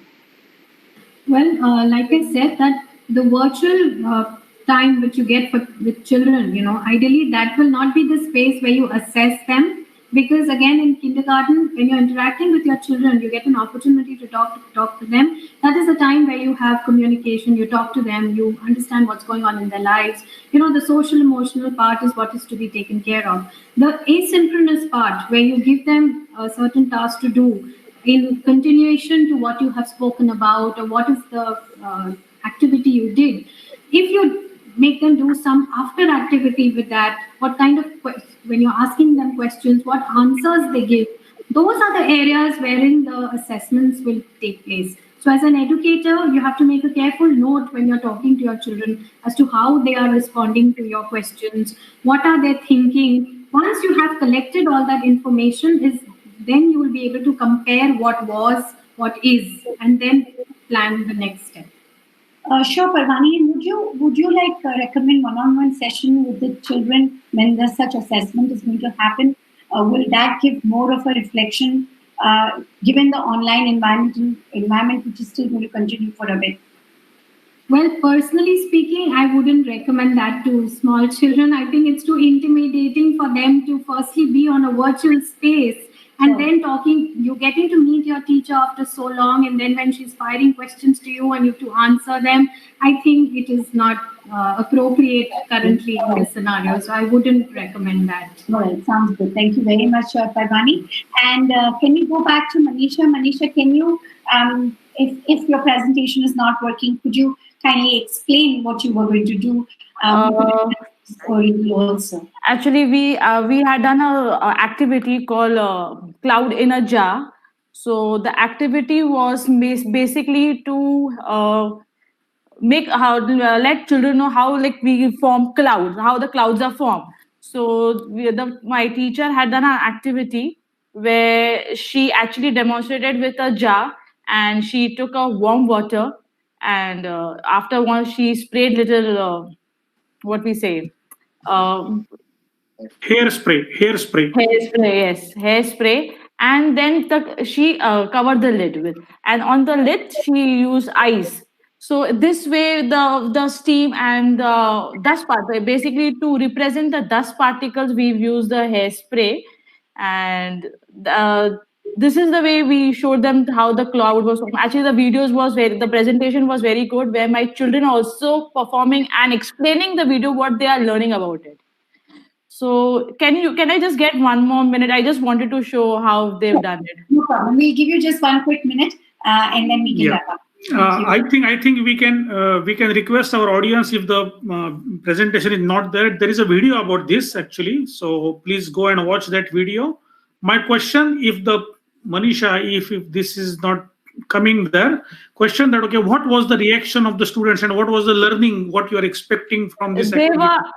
They were amazed to see that actually they saw the cloud. Okay, for them it was actual cloud, and they were amazed to see the cloud was forming. And when lift up the lid, so everything was coming, the steam was coming out. So they were actually amazed to see the white, the whole thing, actually, the cloud formation. Yeah. So yeah, my question is more specific. Was it done during lockdown or it was done prior to lockdown? No, it was done during the lockdown on the online class. And so how was the reaction captured, or was there any? We actually gave the instructions 2 days before that they will also need a jar, hairspray, and ice, and a warm water. And we actually asked the parents to help them. So they are doing the step by step with us. So when they were doing it, it was okay. There's something more to come up. There's something more to come up. Okay, where is the cloud? They were actually waiting and watching each step. So it was something different, and thanks to the parents who they supported us to do this activity. And after the activity, we had sent the video also to the parents. So if they've missed out on this activity, they did it and they sent a video to us. All right, super, Manisha. This is so superb, and I can imagine the joy of seeing something. Actually, it was actually a joyful moment after in the lockdown during the online time. So it was very hard to catch their attention and to grab their attention. So to grab their attention, this was something different, and they actually were hands-on experience. They were actually seeing doing it. So it was something different, yes. All right, very good. We applaud you and your school for coming up something so innovative and different during the lockdown time. And I'm sure the parents and children equally appreciate it. And as Hiram said, please go ahead and watch the video, which is up there. Our team has already posted the videos on the Facebook and YouTube. So Manisha, don't worry, that the message has already passed on. And I guess you have explained it very well, that what was the real learning behind that part and what was the experience. I appreciate this. Thank you so much, Manisha. And it is about time to close the event for the day today. And we are just so thankful for our audience. You were much more engaging. You're getting us more motivated with every passing day. Yes, Hiram, sorry. No. Before we go, because we have amazing creative minds today, and actually many of these guys we are connected for last many years. They are like our family members, to be honest, Lukas and Rosa and everyone here actually. So I want one challenge for us being creative here. So let's try to make one sentence about the play in conjunction with different adjectives. So you have to come up with adjectives, as Lukas has created the activity for the orange or mandarin. Let's come up with a play as a theme and come up with one sentence quickly within entire team. And I request all the participants also on YouTube to share one line, one sentence about their learnings today. Quickly. So I will start the name and start. Let's start with Parvani. One sentence quickly. No much thinking. Parvati left. Okay. Okay. I guess she will do it. Lukas. I guess Lukas. We start with Lukas. Yes. One sentence. Universal purpose. Everyone from across the world everyone that spoke today has just got the heart for children and contributing to a better world in the years to come. So it's this universal purpose and unity in these secluded times. There's more unity than ever in a lot of ways. Superb. Actually, for me, maybe I will take my turn now, actually, because I found one sentence from Lukas was so amazing, that injuries are memorable. Amazing. For me, that was a very touching sentence. Thanks for that sentence. Next, Rosa.